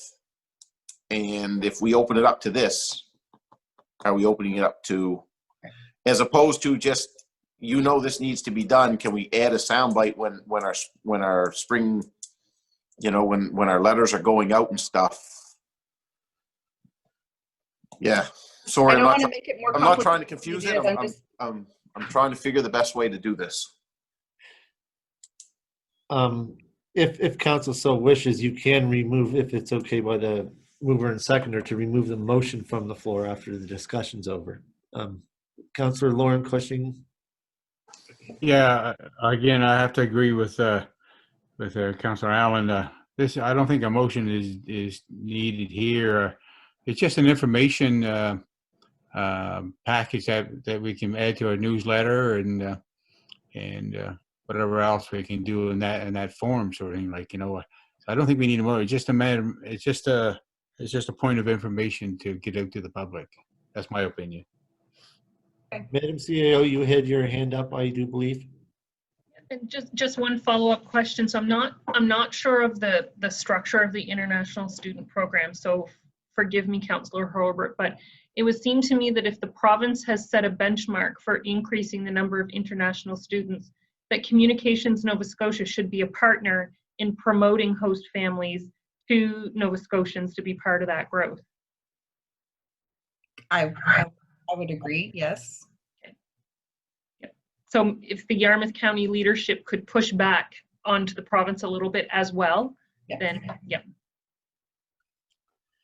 Is there any more discussion on the motion that's on the floor? Either, I don't know if Councillor Herbert, if you'd like to remove that motion, if it's okay by the seconder, or would you like to let it stand and move it forward? It's up to you. By removing it, does that mean we just put it in the newsletter without the motion? Yeah, it can be done by direction to staff. Okay, sure. I can remove that motion and then we ask staff to include it. So, Just direction to staff. so Go ahead, Madam CEO. so the responsibility would be on the leadership to send us the content. Okay, I can't remember who seconded that motion. Can't read my own handwriting. Who was it? Councillor Patty Durkee, are you agreeable to removing that motion from the floor? Yes. Okay, so the motion is removed. No need to vote on it. Thank you. No, that's quite all right, Councillor. That's the reason why we discuss things in committee of the whole. No problem at all. Okay, is there any more discussion on that by any councillor, by the International Student Program? Hearing none, we'll move on to item number 8.5. Safety issue on Route 3 on the airport section. Councillor Nick Hilton, I believe you asked to have this on the agenda. Therefore, you have the floor. I did. Thank you very much, Mr. Chair. I'm just bringing up what I had here. I'd like to address the ongoing safety issues caused by the road dimensions and condition of the airport stretch section of Route 3, leaving from the town of Yarmouth. Over the holidays, we experienced two accidents leading to both vehicles leaving the road and both ending up on their roof. For clarity, my understanding is that all occupants are okay. Speaking with the RCMP and residents, this has been a long-standing issue. These accidents had other contributing factors like weather and speed, but the lack of paved shoulders, increased number of potholes, and large drop between the pavement and gravel shoulders are all contributing factors. This stretch was identified in a 2015 study. I'm not exact on that year, but identified in a study as a blue route, meaning it's important for active transportation in our area. In the study, it was recognized as the most unsafe road in our county for active transportation use.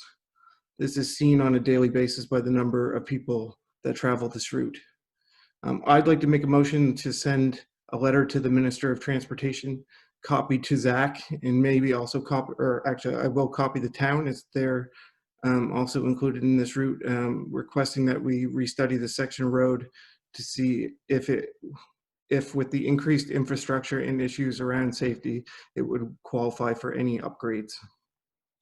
Okay, a motion on the floor. Do I have a seconder? Seconded by Councillor Daniel Allen. All right, discussion on that motion. Is there any? Councillor Allen. I just want to say to Nick that I've had many concerns brought to me. Same idea. You know where they've dug across for the sewer and things. The pavement is dropped. That road is long overdue. I know we can't tell TIR what to do or anything, but it should definitely be brought to someone's attention. Councillor Nick Hilton.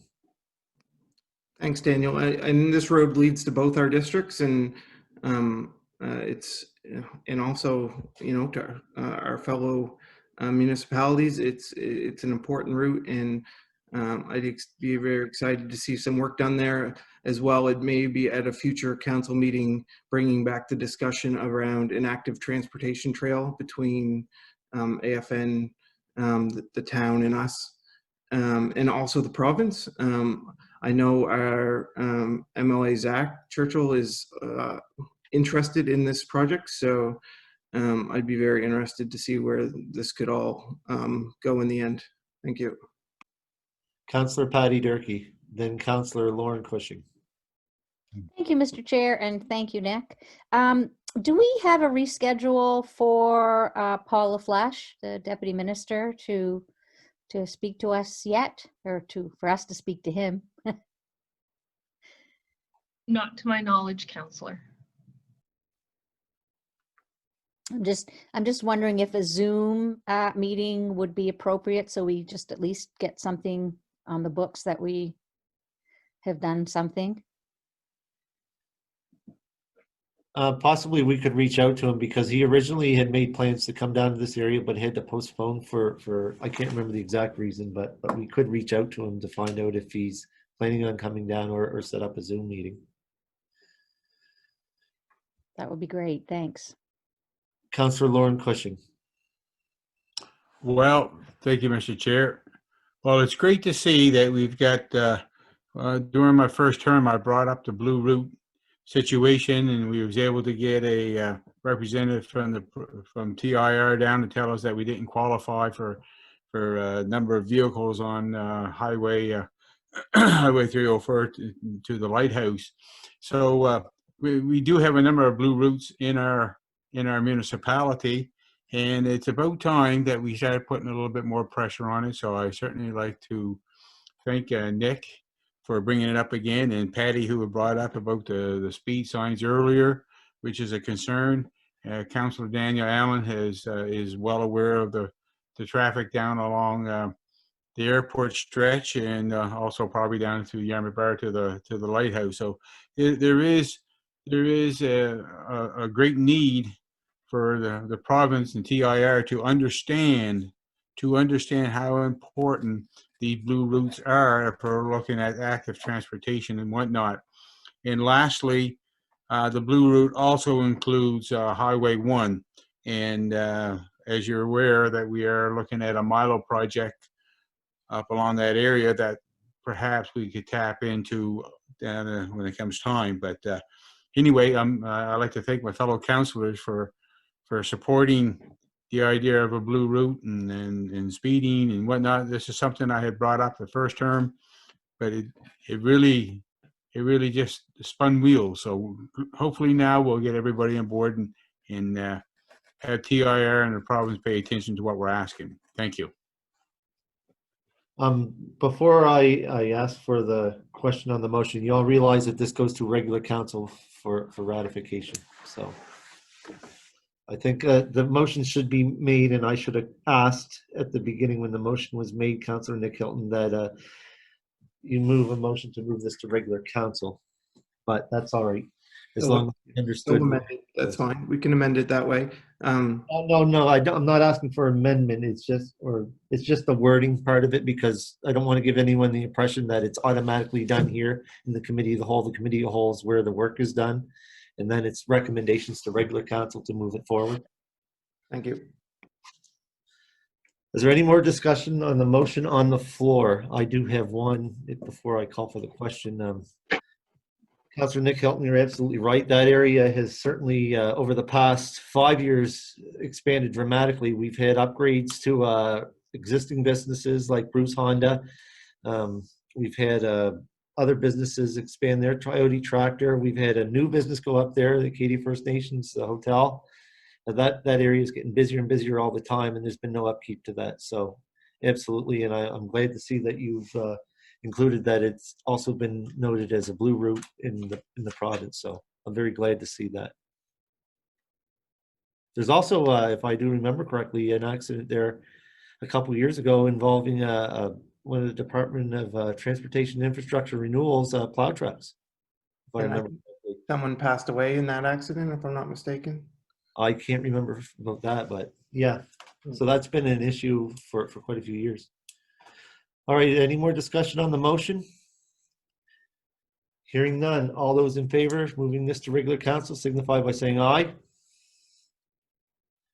Contrary minded?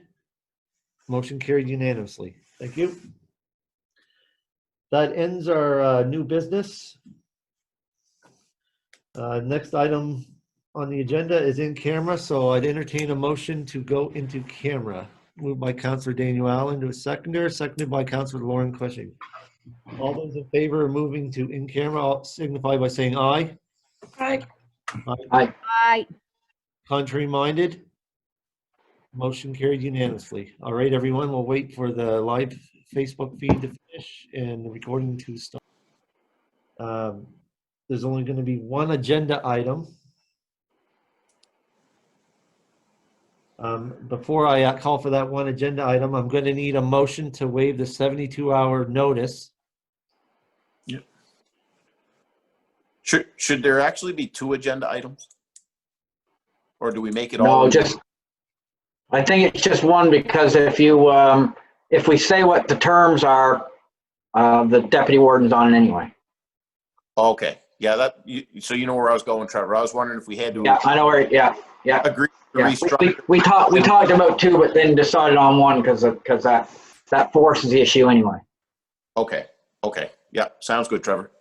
When whoever makes the motion wants to, if you want to put a comma after "and one other elected official" and put a comma and say "as previously determined to be Counselor Daniel Allen," comma, just for clarity, then you could, but.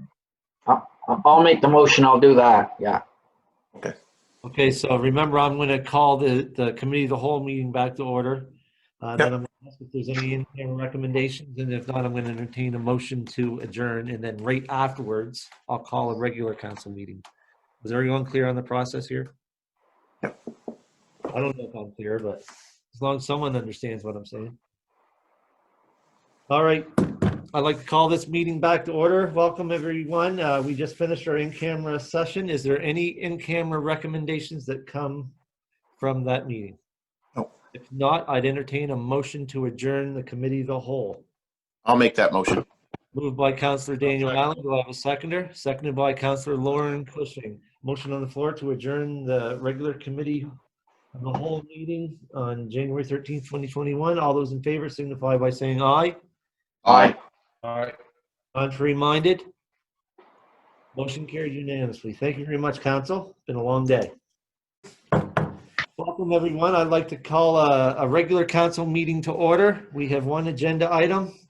First agenda item that we need to take care of business is I would entertain a motion to waive the 72-hour notice for regular council meetings. Moved by Councilor Daniel Allen. Do I have a seconder? Seconded by Councilor Nick Helshin. All those in favor of waiving the 72-hour notice signify by saying aye. Aye. Aye. Aye. Contrary minded?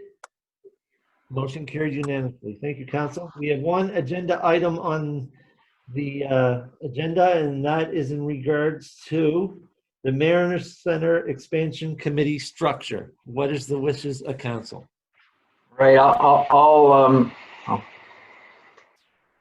I'll move the municipality of District of Yarmouth change the Mariner Center Expansion Board Committee reps to the warden, deputy warden, and one other, with the one other being Counselor Allen. One other counselor, sorry. Motion on the floor. Do I have a seconder? Seconded by Counselor Daniel Allen. Is there any discussion on that motion? Hearing none, I'd entertain a question on the motion. Question. Question being called. All those in favor signify by saying aye. Aye. Contrary minded? Motion carried unanimously. Thank you very much, Council. Since that's the only agenda item we have, I'd entertain a motion to adjourn the regular council meeting. Moved by Councilor Sherry Hurlbert, seconded by Councilor Patty Durkee. All those in favor signify by saying aye. Aye. Contrary minded? Motion carried. Thank you very much, Council.